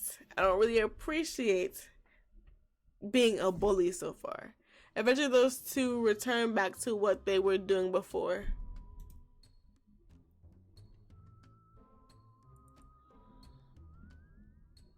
You're already a turn.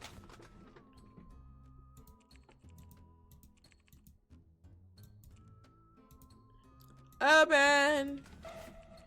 Chris materializes right behind you. His presence sends a shiver down your spine. You're gonna use the key, huh? I can't say you'll find what you're looking for. Can't say you'll like what you find in there. Sky and Alice start drawing the commotion, also wander over to see what's going on. Nice! A new area unlocked! We're not finding anything useful enough out here. Let's go inside another room. A flicker of nervous hesitation shows on Chris's face, a crack in his usual apathetic demeanor. He recovers quietly enough, though, scoffing with feigned indifference. Nosy much fun. Go ahead, fuckers. I don't care.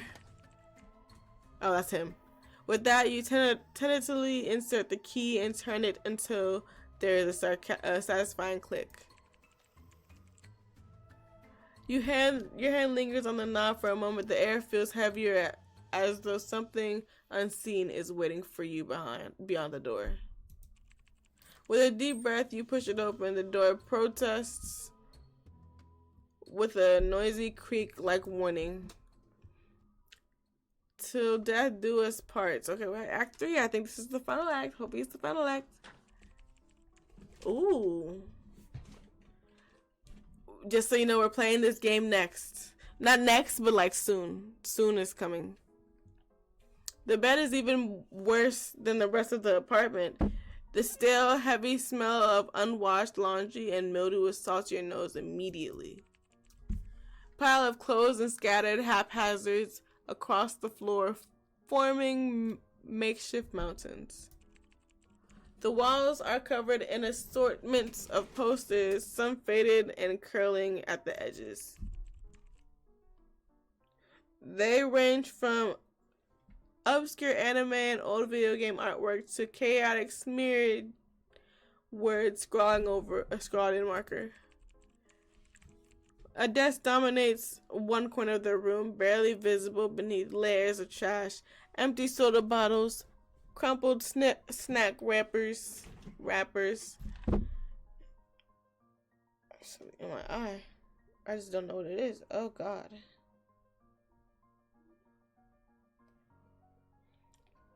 Unidentifiable spills. And more McDonald's wrappers. It is certain it is, and its center sits a computer, the monitor glowing faintly despite being unplugged. That's interesting. On the bed, a tattered blanket lies in a crumpled heap. A stuffed animal peeks out from underneath a bunny with a stitched up ear. Sky and Alistar file into the room, looking around horrified. Sky brings in their spirit box with them. They place it carefully on the bed after shifting around some of the garbage. How did you live like this? Chris leans casually against the doorway, watching your reaction with a smug grin. What? Disappointed? It's not a torture dungeon or something. I feel tortured. This is... wow. It's a lot. Sky looks overwhelmed, their eyes darting nervously around the room. It's disgusting.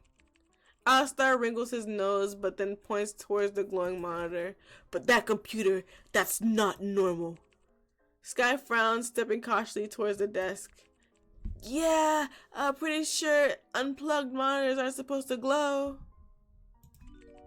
You feel a faint chill as you approach the desk. The air around the computer noticeably colder.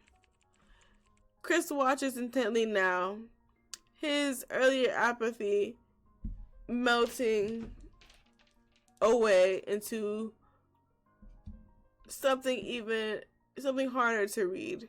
A principle, maybe. Careful with that. I wouldn't touch it if I were you. That almost sounded like he was serious, which for him is pretty significant. Call him out on it? No. You decide not to press him for more right now. For now, you turn your attention to the rest of the room. Let's look around. Maybe we'll find something that explains all of this. Chris scowls but doesn't stop you. Little bunny. The bed is a chaotic mess of crumpled clothes, fast food wrappers, and okay, we've been through this. And this is where the magic happens. Looking glorious off, fuckers. What? This is where you fap? Look through the clothes. Yeah, sure. Have fun digging through my dirty laundry. Luigi, you're braver than me. I mean, we knew that. You rifle through the layer of clutter, carefully avoiding anything too questionable. Eventually, your hands land on something hard and rectangular. Look through notebook. Can we look in your notebook? Could be something important in here. Jeez, why are you so obsessed with me? Like, I get it, but chill, Luigi. Sky looks at him with a pained and unamused expression. Come on, dude. Be serious for once. Pfft. Do whatever the fuck you want. I won't stop you. Don't get your panties in a twist, nerd. Yes. It's filled with scrawling notes, crude drawings, and what looks like a to-do list. To-do list. Hack Rival's account, order pizza, post video, write a hate mail, sleep, meet with AJ? Who's AJ? It's not crossed out. Someone I used to know. Somebody that I used to know. Luigi turns away after this curt statement. Chris turns away at this statement. Sky reads the to-do list over your shoulder, the expression a mix of fascination and mild disgust. This guy really was living the dream, huh? Snatching the list out of your hand, Alistar flips through the pages with a grin. He slams the notebook shut and tosses it back onto the pile of clothes, his jaw tight with frustration. It's all meaningless, worthless junk. Hey, don't disrespect the art. The notebook's worth millions. Well, maybe to me. Chris materializes beside you, grinning as he floats lazily above the bed. You're wasting your time. If you want my secrets, they're not in there. Well, not entirely. It's a lot of trash as expected, with some items of interest. He had the lotion and the tissues by the bed. Lotions and the tissues by the bed. Look at the picture.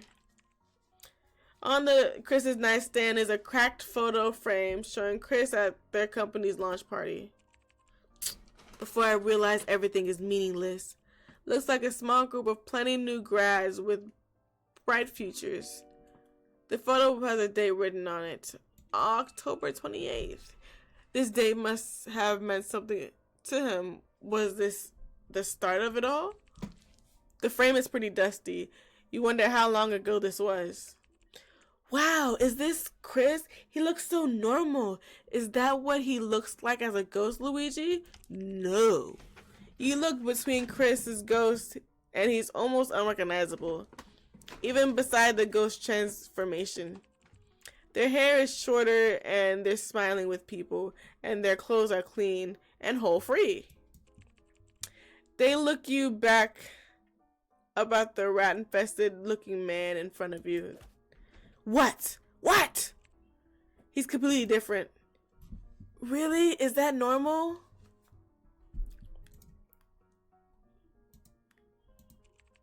You think back to your past supernatural encounters and answer to the best of your knowledge. No, they most likely look the same unless something dramatic happened to them. You look at Chris and he jumped at the sudden scrutiny. Hey, I don't fucking remember anything bad happening like that.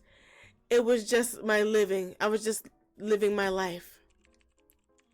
Sky looks around the concern and understanding in the big, round eyes. Chris sneers at the sight of them. Ugh, I can't stand your pity. It's sympathy. Well, I don't want that fucking either. It's okay, let it out. What happened to you? Fuck, you're annoying. Pardon me, I keep breaking things. Anyway, I'm not gonna look at that. What's the stuff in the corner looks like? Ah, is that dried blood? You turn to Chris, who looks completely unbothered. What's that from? I don't know. I don't fucking remember how that got there. I'll start raising an eyebrow at this. What? This is how you died? Chris blinks and his expression twists into confusion and pain. Huh? What are you smoking? I don't remember that. They found you, your body here. No foul play was noted, so it was chalked up to an accident. Chris' jaw clenched, looks clearly shaken by this new information, and he turns to leave. I died in such a stupid way. No, you wonder, is that really how it happened? Life is so stupid and rigged. I was right all along. He sounds angry, but there's also a hint of despair. Fear?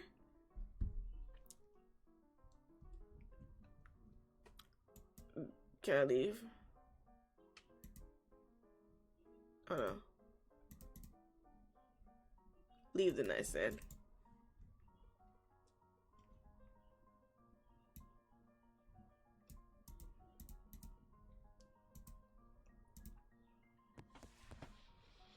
Okay.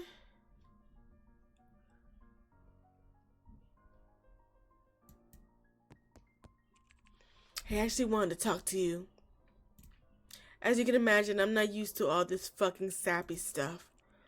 But it's rare that I find anyone that I get along with. At his attempt at communication, Chris rubs his spectral hair and groans in frustration. You know what? Fuck you and never mind. I wasn't trying to say anything. You...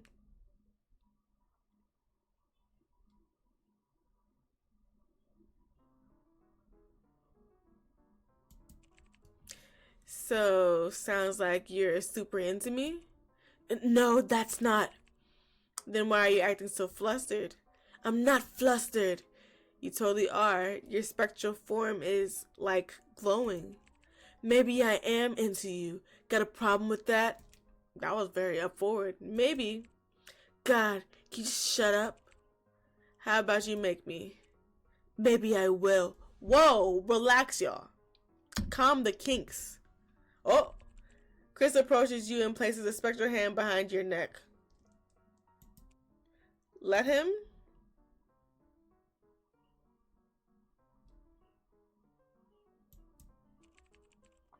You use your power to grab him first, to his surprise, and pull him in.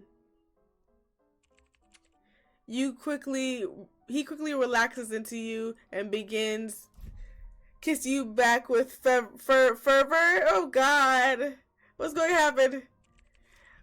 Oh God, he's happy. By the time you pull away, he stares at you in a pleased daze. Looks like you're the one that was shut up. He just smiles at this, fully accepting how thoroughly he was put in his place. He lets you go reluctantly and takes a step back. Well now, what are we doing? Trying to pretend I'm not blushing like a fucking idiot. I didn't know ghosts could do that. Despite his usual sarcastic tone, there's softness in his voice that betrays how he actually feels about you. So, what were we doing? Oh, right. What do you want, Sunshine? Oh, he called me Sunshine. That's my nickname now?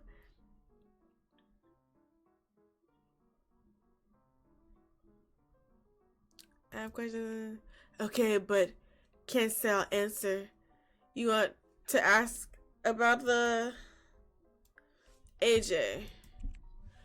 I want to know about AJ. AJ, what about him? Not much to say. How do you respond? Come on, you can't just brush off that. He was obviously important to you. What's your deal, Luigi? AJ was just someone I worked with, okay? We didn't exactly go end on good terms. That sounds rough. Was it your fault? Maybe. Does it matter now? He's not here and I'm dead, so let's drop it. Okay. Picture. The picture I found, it seems important. What's the story there? It's just a stupid photo. Don't be much into it. You look so different, younger, happier. What happened? Nothing happened, just life, you know. Things change. You started the company, right? It looks like a big moment for you. Yeah, sure, a big moment. All that hope for what? Look where I ended up.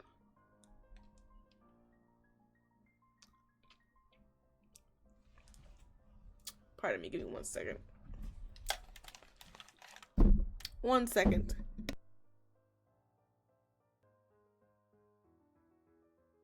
Alrighty.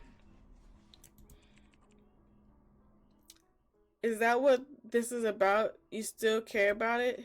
I don't care about any of it anymore. What's the point? You seem pretty bitter about it. It's okay to admit it meant something to you. Why? So you can lecture me? Save your breath. It doesn't matter now. How do you respond?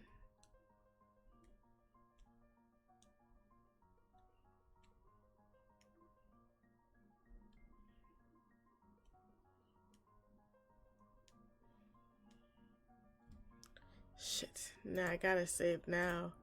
I don't know what this would be. Now I make light of it. He does say he doesn't like sympathy.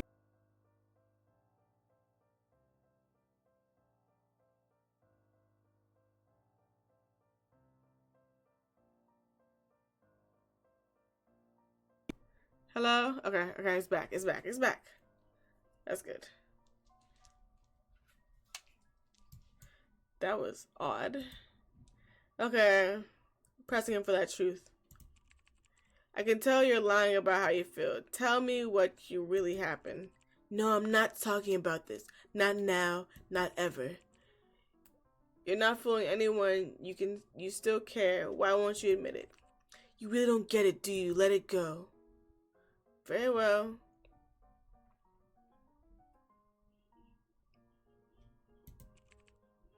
So you're really into this stuff, huh?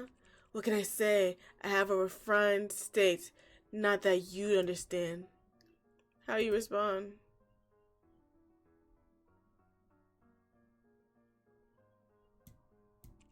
Actually, I think it's pretty cool. You're really into something you loved. Huh? That's unexpected. I guess you're not as clueless as you look. Thanks, I think. Don't get used to the compliments. Blood. Chris, the blood in your room. It wasn't an accident, was it? What do you think? Maybe it's just paint. Yeah, let's go with that. How do you respond? Don't judge the question. Was what really happened? You're not exactly subtle, are you? Alright, yeah, it's mine. So what? So it's important. Why wouldn't you say anything about it? Because it doesn't matter anymore. I'm dead. End of story. It still matters to me. Whatever. Think what you want.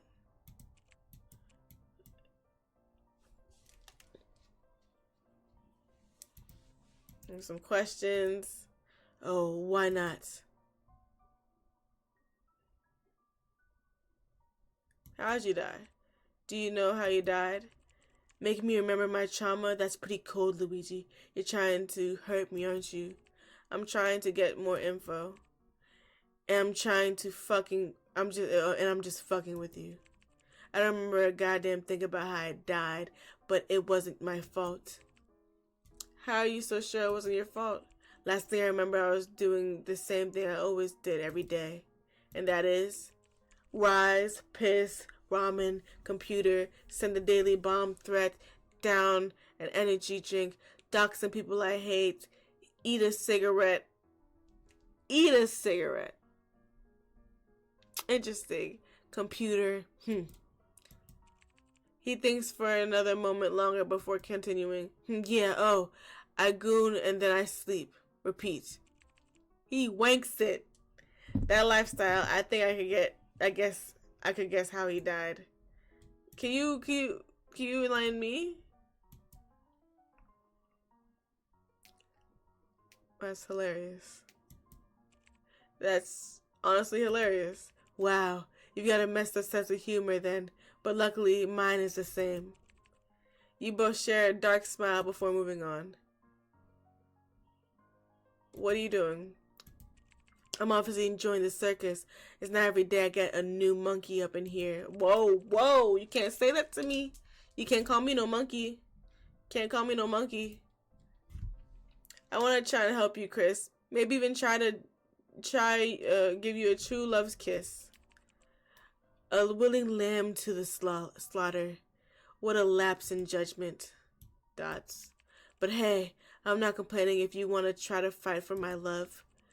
I hope you like the pain because caring for me has never been good for anyone.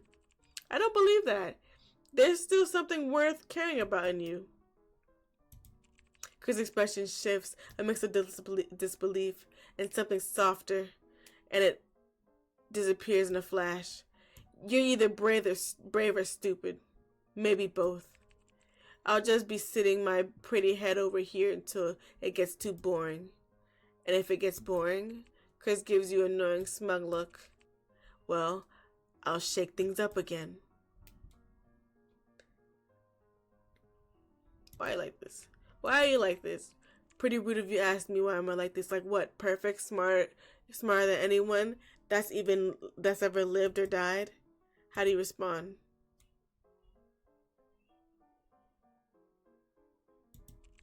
Yeah, sure. Why are you so smart and perfect? Because I'm not brain dead asshole, that's why. Life is meaningless, slow crawling to hell, and no one knows that.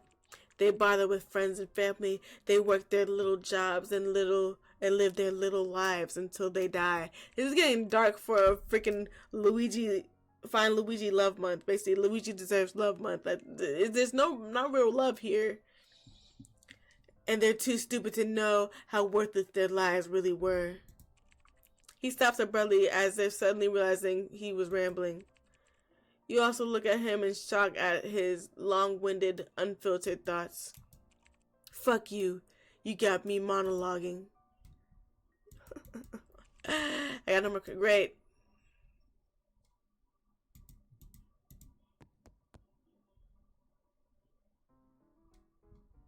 Okay. I don't really gotta talk to them. I don't really need to talk to them. You approach the anonymous glowing computer. Inspect it. You take a step closer, the faint hum of the monitor glowing louder in your ears. The glowing flickers slightly as if reacting to your presence. A sense of unease settles in your stomach, but your curiosity keeps you moving forward. I told you not to touch it, dumbass. Chris growls his words, his voice losing its unusually mocking tone. You don't know what you're messing with. Maybe listen to the ghost this time? Sky shifts nervously, clearly torn between fascination and fear. If it is important, we need to know. Just don't break anything. Alistair crosses his arm and watches you with a critical eye. Your finger brushes to the edge of the desk and the screen flashes bright for a moment. A distorted voice emerges from the speaker, echoing with static. Help me! Chris flinches, his usual bravado completely gone. I told you, don't mess with it. Be gentle at least. You nod as gentle as possible. You move the mouse. The computer wakes up to the screen awakening, asking for a password. Well, what's the password? I ain't telling you, fucking Chad. Alistair glares at the spirit box, and Chris smiles mirthlessly at you. I've got nothing to say to the circus monkeys. Okay, no.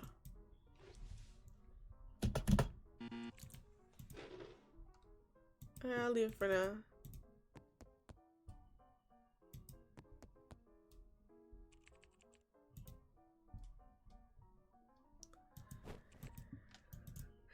He got tissues on the bed, basically.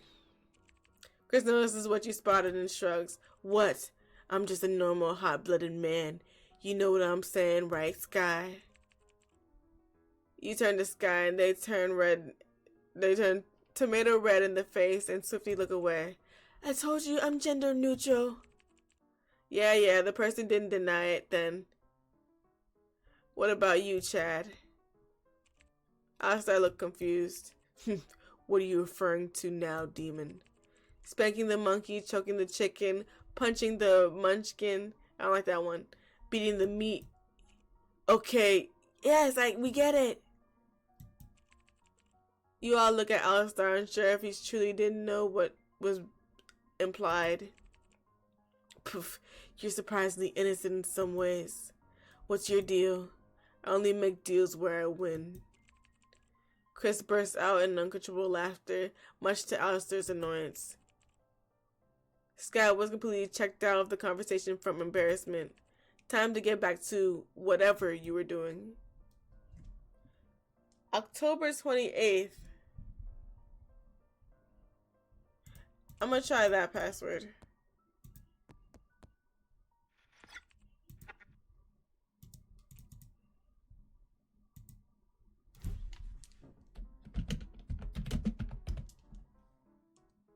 It's nice for October.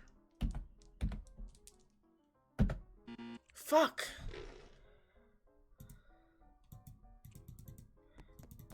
Is there like a calendar around here or something?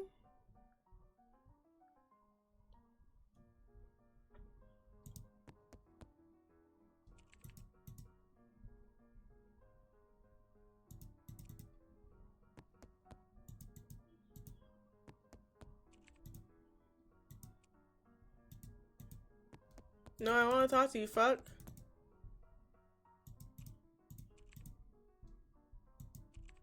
What's the password to your computer? Ha! Asking for my password? Are you seriously trying to hack me now? Come on, I'm not going to do anything weird. Just tell me. Oh, sure. Trust me. Trust you to not mess things up, right? Fine, whatever. Okay, so I was close. I had it close.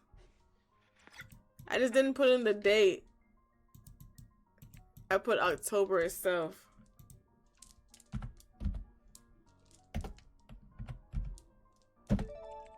The cherry computer jingle and screen flickers for a moment before the screensaver pops up.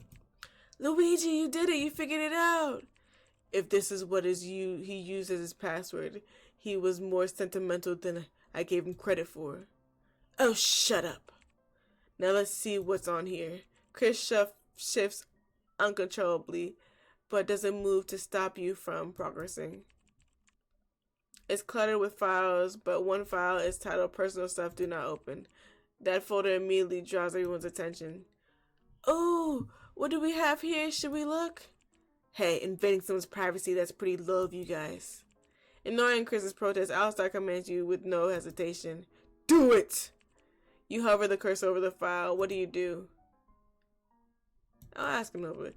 Can we open it? Maybe it'll help with figuring out your situation. Chris snaps towards you like he's about to retort, but stops himself. He frowns and looks away with a huff. Do whatever you want. It's really not going to fucking help. Surprisingly docile of you. Is that because Luigi asked? No, fuck you. There, happy? He said do whatever you want, so open it. Okay, let's open it. Inside are poorly drawn digital art pieces, short story drafts, and several files labeled as songs. Oh, he's a singer. Nothing important, it looks like. Is that what you think? Oh, fuck you. Should he play the song? Certainly not. No. Sky peers over your shoulder at the thumbnails for the drawings. He was creative. Oh, fantastic. Look at the peanut gallery judging my hobbies. Feel better about yourselves? No, actually, these are really good. Chris falters, his sarcastic shield briefly cackling. Shut up, bitch. You're just saying that.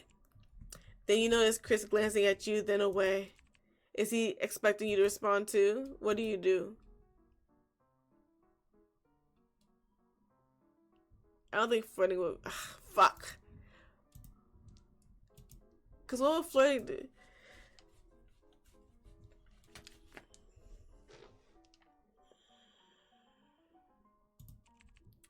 These are great. I love a creative guy. Chris perks up at your tone and smirks. He saunters closer to you. Oh yeah? I'm creative in all kinds of ways. Especially in bed. Okay, stop right there, guys. We're right here. I don't mind an audience. How about you, sunshine? Definitely not. Moving on. Alright, let's look at something else. With the computer unlocked, the desktop awaits your action.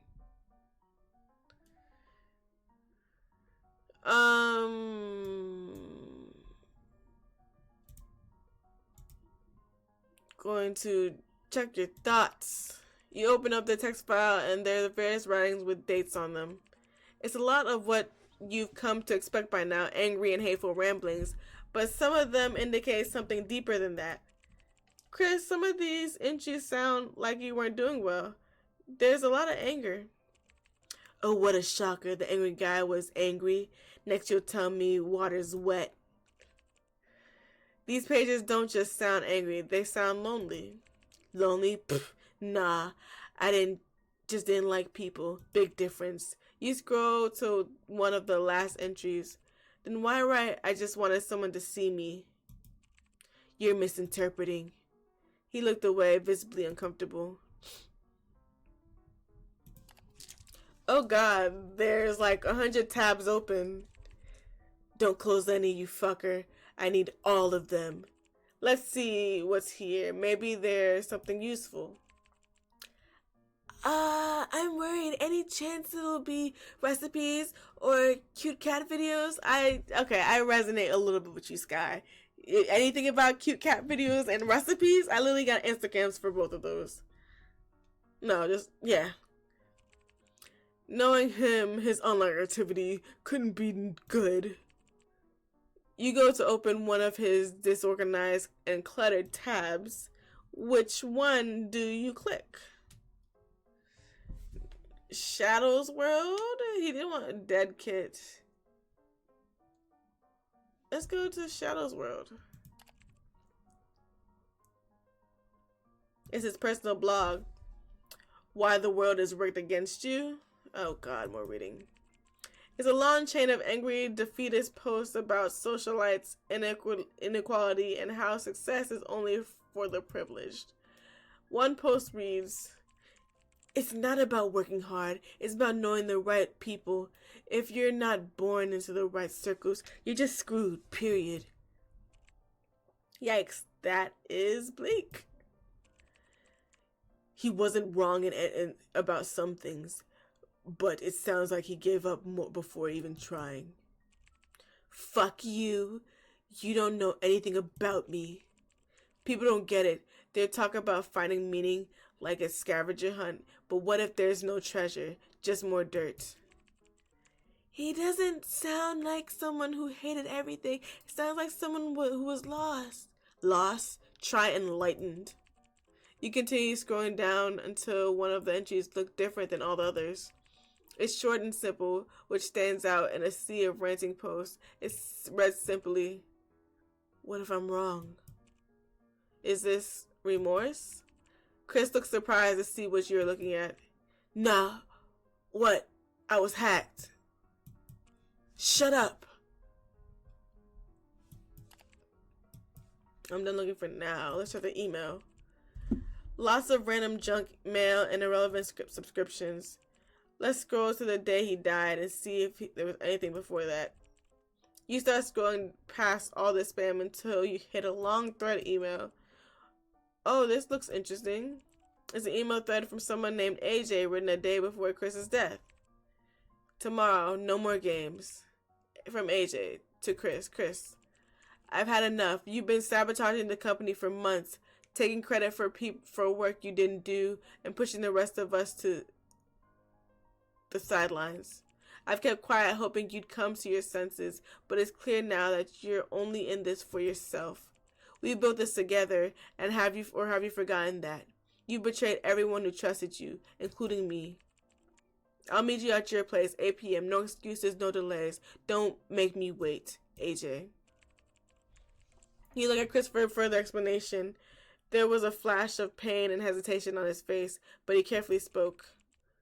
Yeah, AJ and I started a company together, and it overgrew him. That sucks, dude. That makes sense to me. Business is business. We met each other in college. He is my oldest. He was my only friend. It wasn't anything personal. What's this fucking have to do with anything? Okay, we're done with that. Let's go to 1K Kun.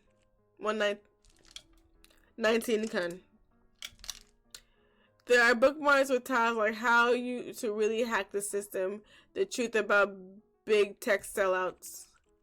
In some thread, Chris shares sarcastic takes on tech moguls, often escalating into long-winded rants. Everyone's out to screw you, so why not screw them first? At least I'm honest about it. These posts sound like he was spiraling. Blaming everything on someone else, typical. Mad because you're fucking wrong, losers. What do you think about his posts? You don't really need to add your own 2 cents here. Let's just move on.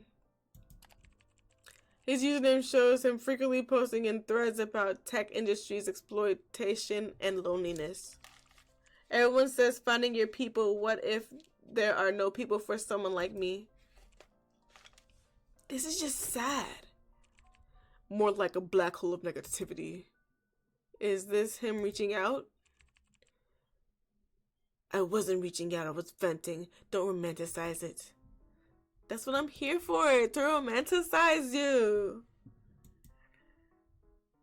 Okay. When you return to the desktop, there's something new right in the center of the screen, almost calling you. Huh? What is that? Was that always there? When you look at the new file, you can immediately sense a heavy pressure pressing directly against your soul. There's something going on with this one. That's an understatement. That's downright haunted. Good. Then let's leave it the fuck alone. Don't want us to look? Luigi, open it. Fuck you, asshole. Open it?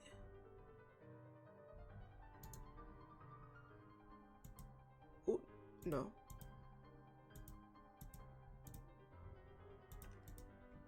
Yeah, no. You move to avoid the anonymous file, then your cursor moves on its own and opens the file. The group watches in horror as you lose control. So I didn't have a choice. The fan whirls to life with a mechanical groan. The screen flickers and a strange, corrupted version of Chris' face appears at the desktop background. Hey, don't look at that. Wow, that's unsettling. The mouse moves on its own, opening a hidden folder labeled Keep Out. Inside are several files, each with corrupted titles, and it opens one for you. It's like a digital Ouija board. Help me, MP3. Help, MP3. The file plays a strange audio clip. Why am I still here? Why won't it stop? The static is so loud, I just want out. This sounds just like Chris. He sounds like he's in so much pain. Whoa, that is a crazy static noise playing. What does that mean?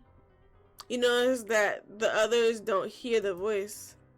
Alistar notices your changing expression. What is it?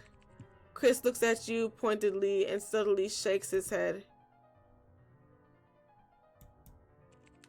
Nothing. Sounds like static to me. Before Alistar can retort, the fans of the computer whirling wildly again. Then the mouse moves on its own again.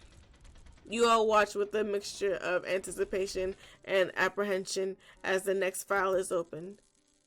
Tether? Like tetherball? Again, the file plays and only you can hear its meaning. I can feel it back, pulling me back. Every time I try to let go, I end up here. This stupid screen, this stupid life, even in death, I still suck. I'm still stuck. It's just more static. Alistar looks at you sharply one more time. Luigi, my name is spoken like a warning.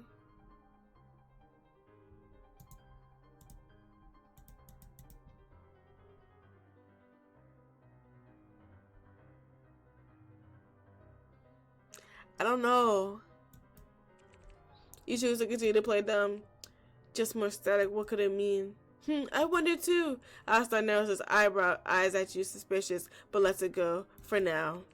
Chris secretly gives you a grateful look. The face of the other Chris flickers away, and the screen returns to its original state. Seems like the computer is back to normal, but the tension plagues the group from the haunting event that had just occurred. You wonder what to do with this new information. You're done for now. You step away from the computer. Shut the fuck up, Alistar. We're not in love right now. Now that you're here, can I say something first? Chris stands there awkwardly. He's oddly vulnerable in the way he's nervous looking at you. This hasn't happened to me before, but it's pretty fucking stupid that it's happening now when I'm already dead. But you've been important to me, and I want you to know that. Okay, that's all I wanted to say. To this admission from Chris,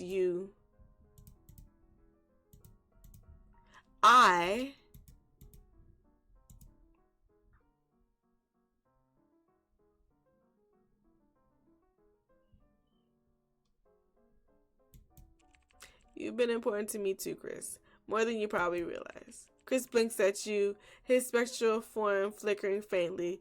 He rubs the back of his neck, looking away. Damn it, you were gonna make me feel things, huh? Maybe. Is that so bad? It's terrible, but maybe not the worst. You both share a quiet moment, the weight of unspoken emotions hanging between you like a fragile thread. That's the sweetest thing I've ever heard you say, even if it was kind of stupidly awkward. Oh, shut up. You know I don't do this mushy crap. Clearly, you do now.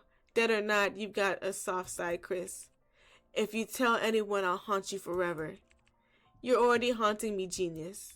Chris glares at you, but the small smirk tugging at the corner of his mouth betrays his true feelings.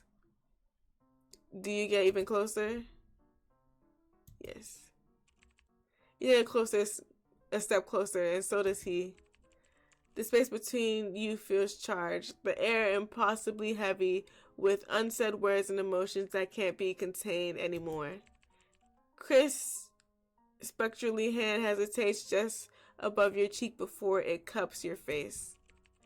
His touch is cold like a winter breeze, yet there's an intensity in his gaze that burns with unmistakable heat. Just imagine the other two watching this happen, because they can't see Chris. So let's just imagine me walking up and just basically eyes closed, ready to pucker up with this ghost, flirting with this ghost, as he gracefully touches my face with his cold ass brick hands. And they're just watching this go down. Just imagine if we just started fucking in the middle of this room, but it's just gonna be me removing my own clothes. It's just gonna be weird. It's gonna be Scary Movie 2 all over again type shit. His touch is cold like a winter breeze. Yeah, God, you're making me wish I wasn't dead. Why couldn't I have met you before you what? Before you could respond, he pulls you in, his lips cool and solid against yours, meet yours in a kiss that starts hesitantly, but quickly grows demanding. The sensation is, like I said, they're just watching this go down. Like, how is this not awkward for them? It's awkward for me now. I'm feeling so much cringe. The sensation is unlike anything you've ever felt. A mix of icy chills and a strange electric warmth that sends shivers down your spine. When the kiss finally breaks, you both breathe you're both breathless despite the fact that he doesn't even need to breathe. So y'all was just making out. You was making out with a ghost, and they had to see that because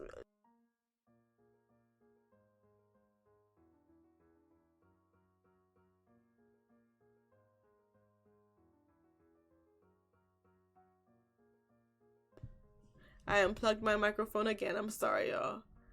I hope that fixed things too, because I don't want that to keep fucking up. You really don't know what you do to a guy, huh? You're the one that started it. Yeah, well, I'm not about to let you forget it. He leans his forehead against yours, his form glowing faintly in the dim light. His eyes, usually so sharp and mockingly, are filled with something softer, something vulnerable and real. You make me feel things I haven't felt in, God, I don't even know how long, maybe ever. And it's terrifying, but I don't want it to stop. You reach up to touch his face, his fingers brushing through the faint outline of his jaw. His form flickers again, more solid now, as if your connection is anchoring him somehow. Then don't let it stop. Stay with me. Whoa, Luigi. We're trying to let him go free. Relax. Oh, believe me, Sunshine, I'm not going anywhere. Shit! You fucked it up, Luigi. He pulls you back into another kiss. This one slower, but no less passionate. The other people are watching this. How is this not cringe? How is this not cringe? His hand slides down your... Whoa! And pulls you closer. For a moment, it feels as though nothing else exists but the two of you, the living and the dead, somehow connected in a way that defies explanation. Chris presses closer, his other hand trailing to the back of your neck, holding you as if afraid you might slip away. The kiss deepens, and for a fleeting moment, he feels more alive than ever before. His form flickers brightly, the faint hum of static intensifying as he pours every ounce of his emotion into you. Eventually, somehow, he pulls away from you. He looks like he's trying to calm himself down. I guess we can't do this all day, can we? Well, as tempting as that is, you were in the middle of something, right? In a daze, you vaguely remember coming to talk to him about something else. If I don't stop now, I don't know what I'll do. Well, now that it's done with that, where were we, right? What do you want, sunshine? I don't even remember what I came there for. I don't. I don't. Cause the other two just seen me do that, and that's kind of wild. That's wild.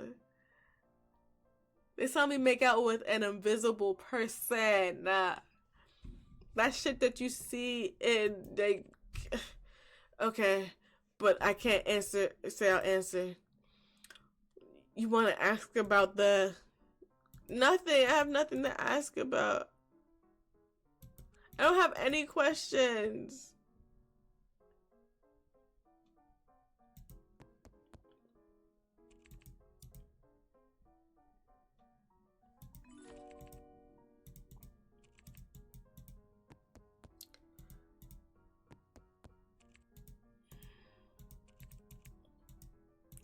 I don't have any questions for this motherfucker.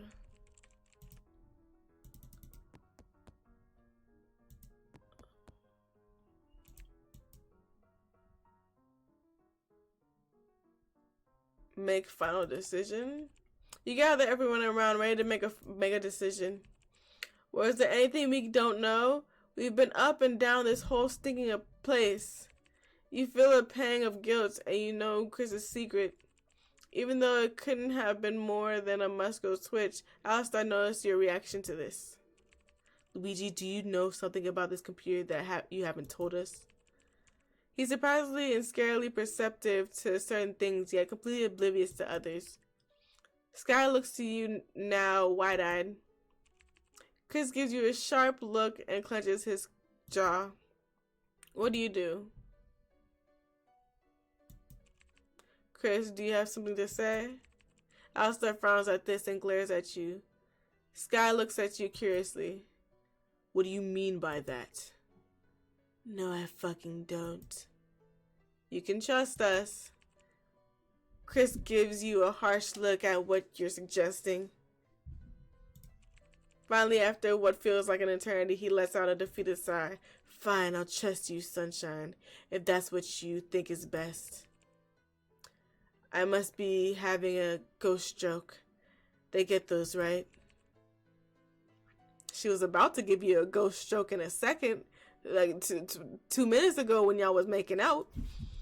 Anyway, it's the computer. It's tied to me. It's what you losers have been looking for. That's crazy.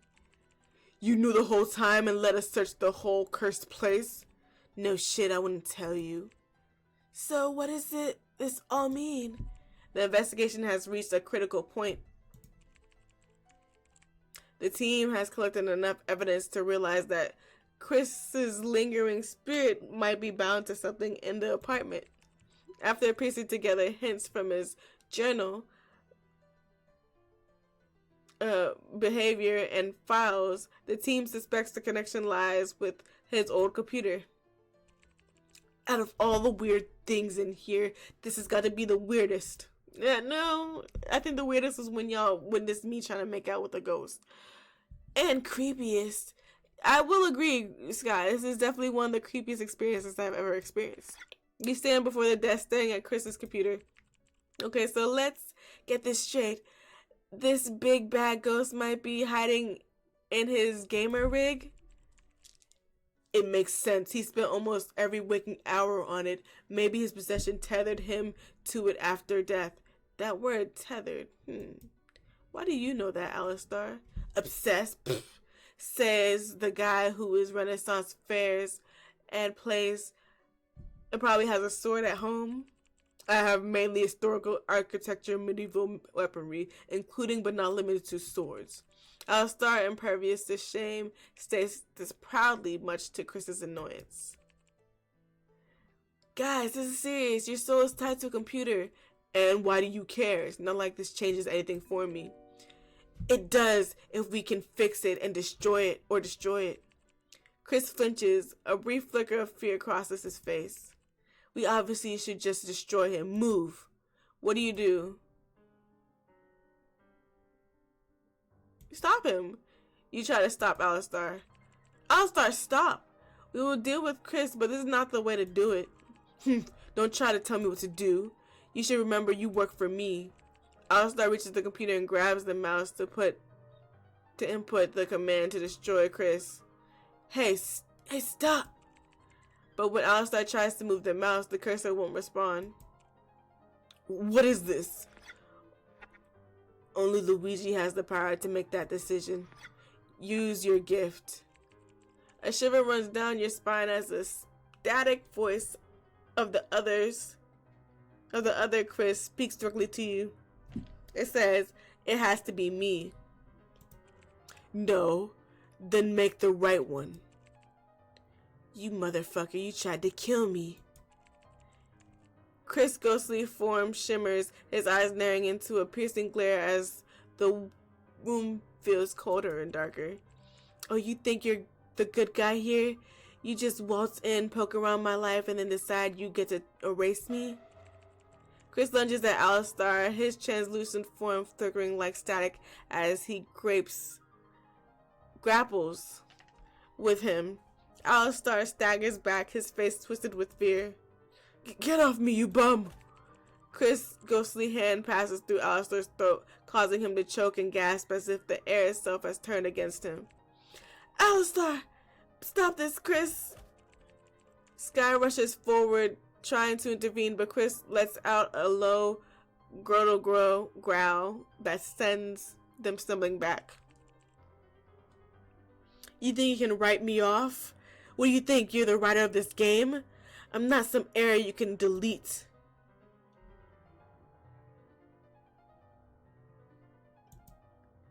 Chris, stop. Don't do it. Your voice cuts through the chaos and Chris freezes mid-motion. His ghostly form flickers erratically, his expression a mix of rage and sorrow. You think I'm a bad guy too, don't you?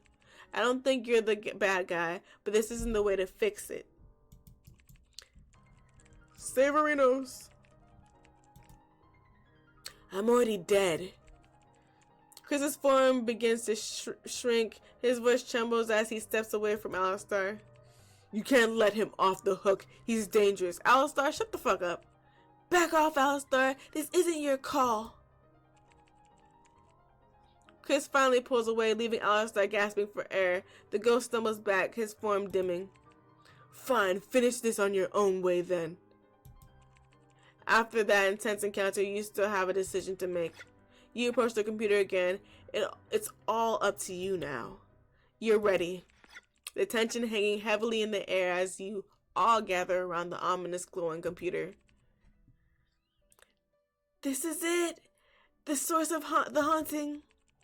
Then we know what we must do. Deal with it so we can all leave.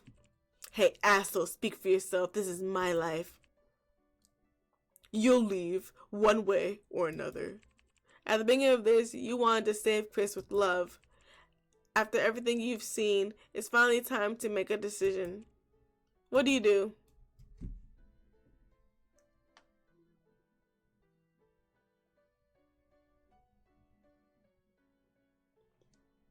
Well, I know the right answer. We're moving in with Chris. I'll move in with Chris. We don't have to do either of the other options.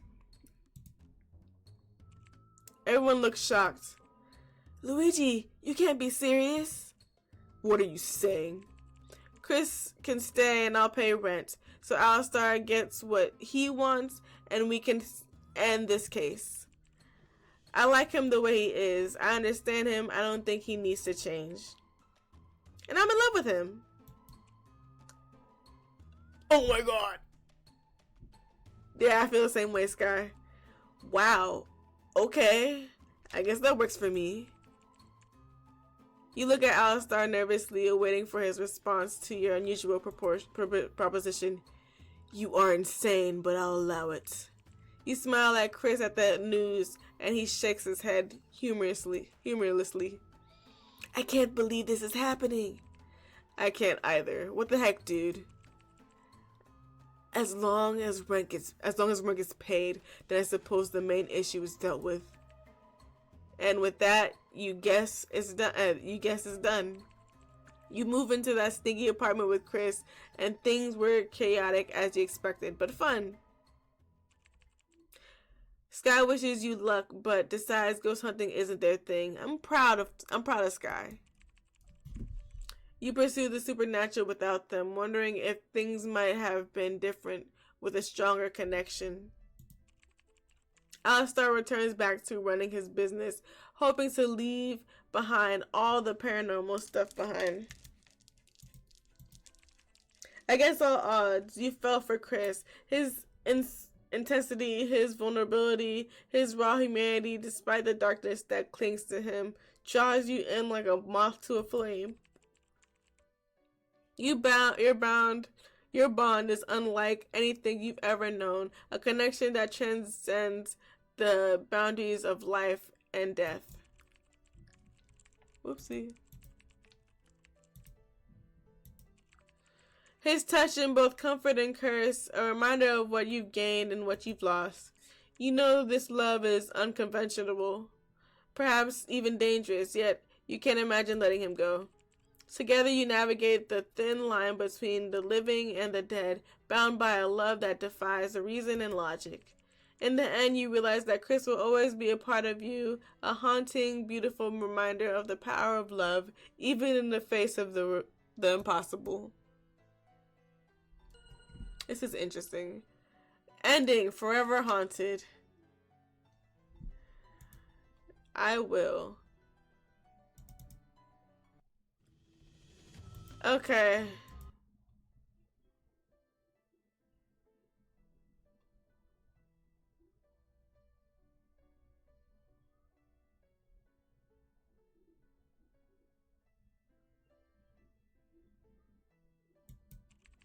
You're going to try to sever Chris from the tether. Sky perks up with determination while Alistar groans. Yeah, we can do this. If you like this taste of a disappointment, then suit yourself. You have to let it go. You have to let go of it yourself, Chris. Yeah, and how the fuck are you gonna make me do that? What happened to saving me? Was that all just big talk from another virtue signal liar? We are here to save you. Chris forms flickers and his expression darkens. I didn't do anything wrong. I didn't deserve any of this. Help Chris move on.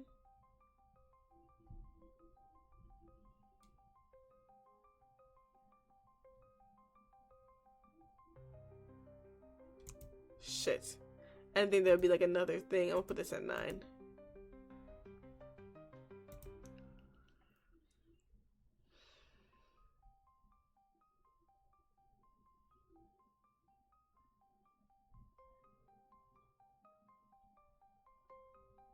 I feel like True Love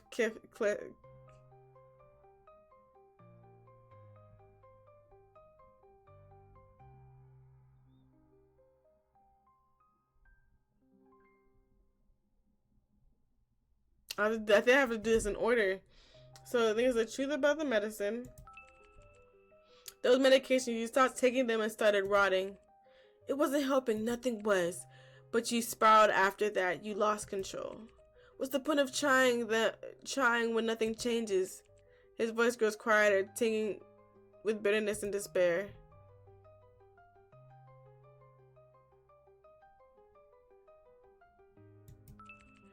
You used to be so hopeful, and you fell into nihilism. Hopeful? Don't kid yourself. Hope is for fools. You believe in something once, but you gave up. Because it doesn't matter. None of it matters. Chris's form starts cracking. His voice falters.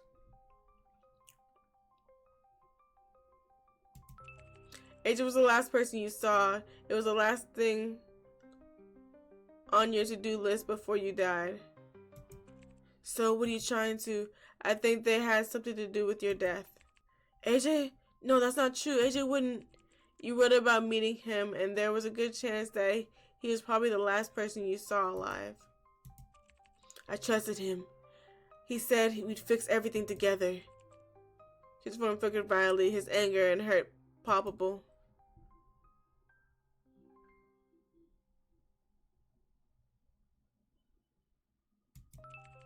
The blood, it wasn't an accident.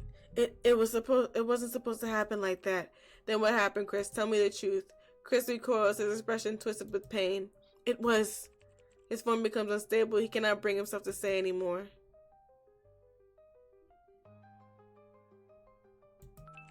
You screwed people over, Chris. For what? Money, power? I did what I had to. You betrayed people who trusted you. I didn't mean for it to go that far. Chris looks away, his form flickering with guilt.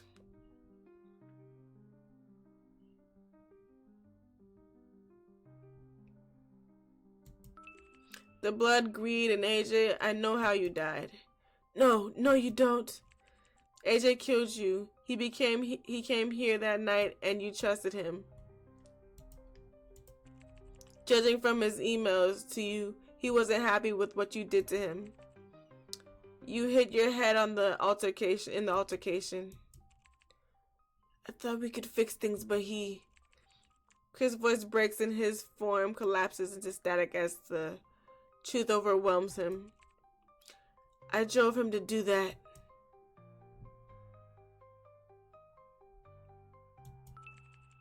You wanted redemption. I saw what you wrote in your blog. I wanted a way out to start over, but you didn't take it. Why? Because I didn't think I deserved it. Chris' form trembles, his voice barely above a whisper. You did have doubts and remorse based on your online activity. No, I didn't.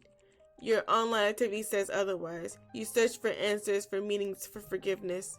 I didn't mean to hurt anyone.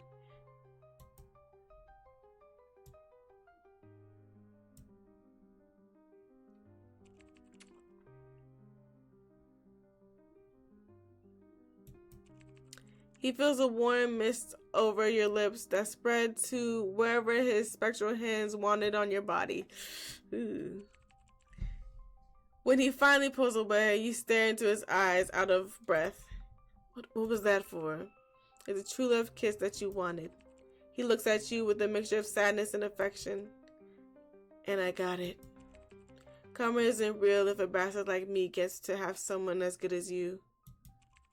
He pulls away from you sadly, like the chains of his soul are reeling him back to the computer.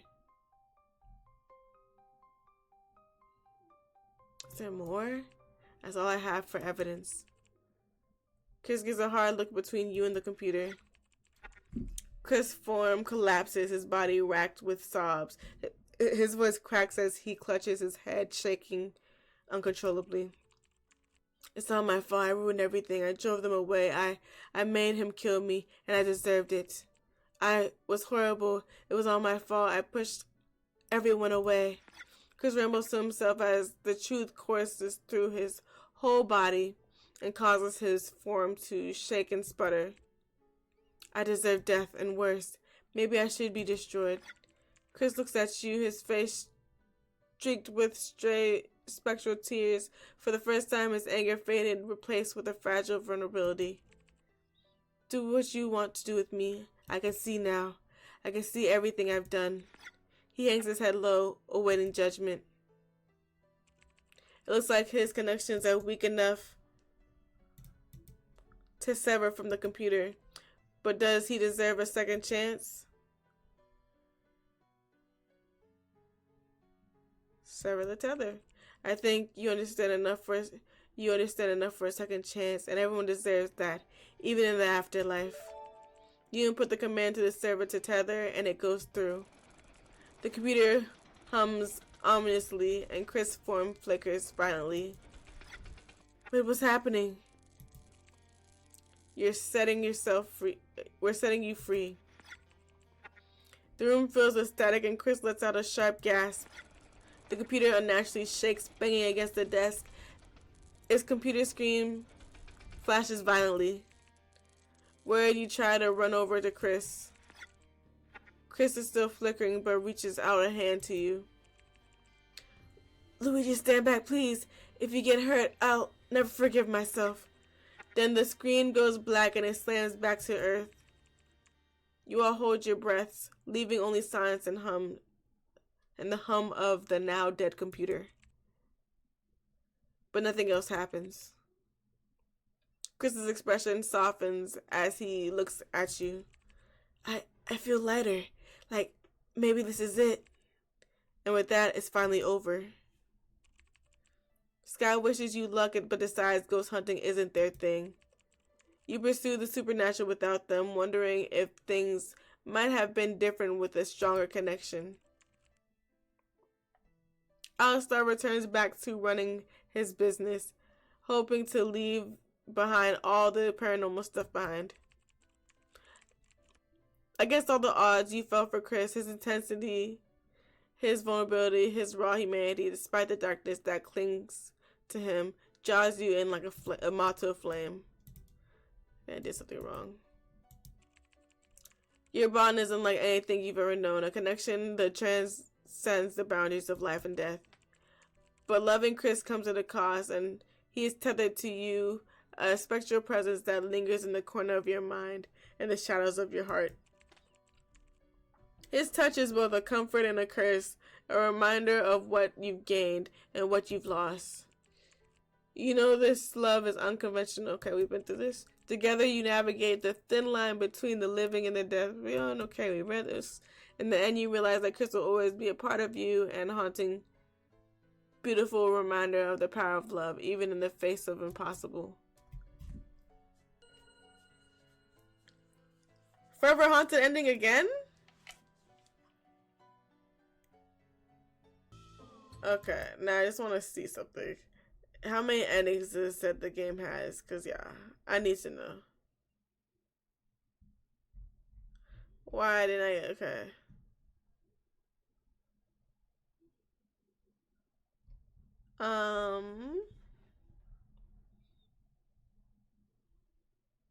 Customize your past, choose your background.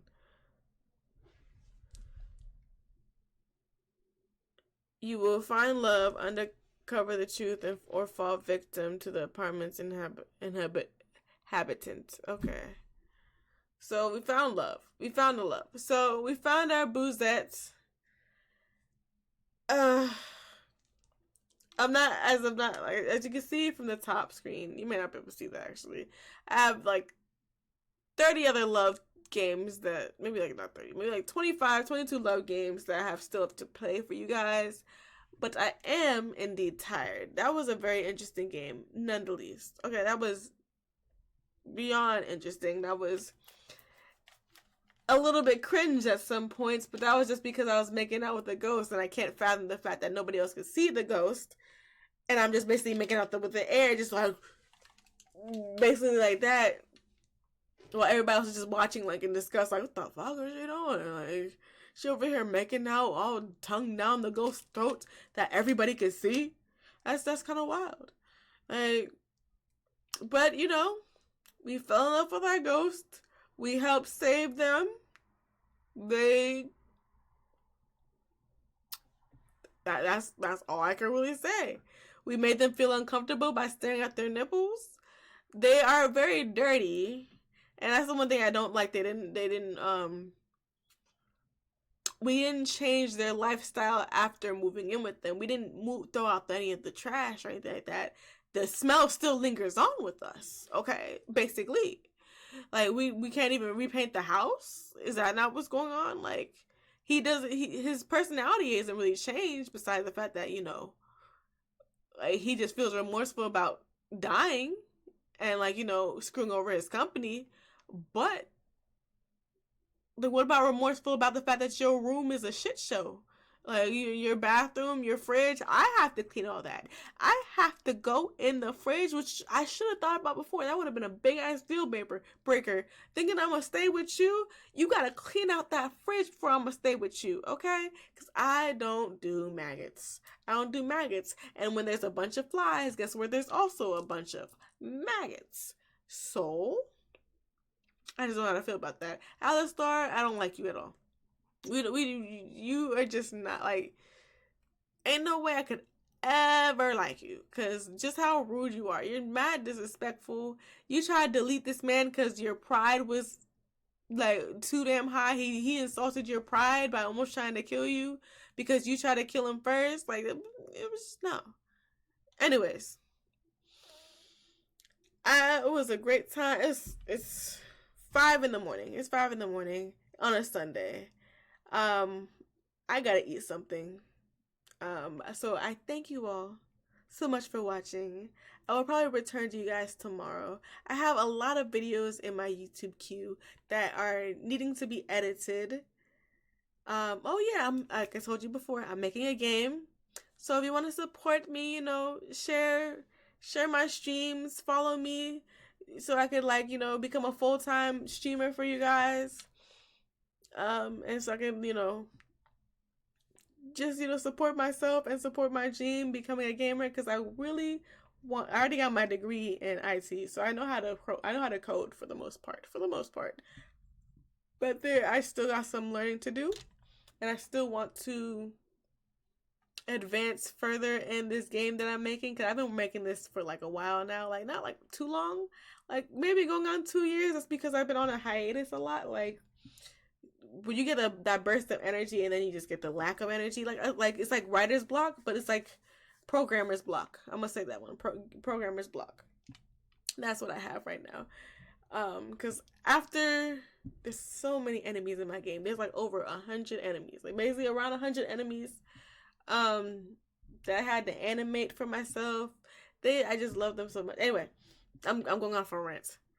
So thank you all again so much for watching. I enjoyed you guys' company. I had a great time again. What's this game called? Playing Polterkisst. And yes, we did definitely kiss upon them. And yeah, next time we will continue Love for Luigi month with maybe something that's less cringe. Maybe something. But until then, thank you all so much for watching, and I will see you guys next time.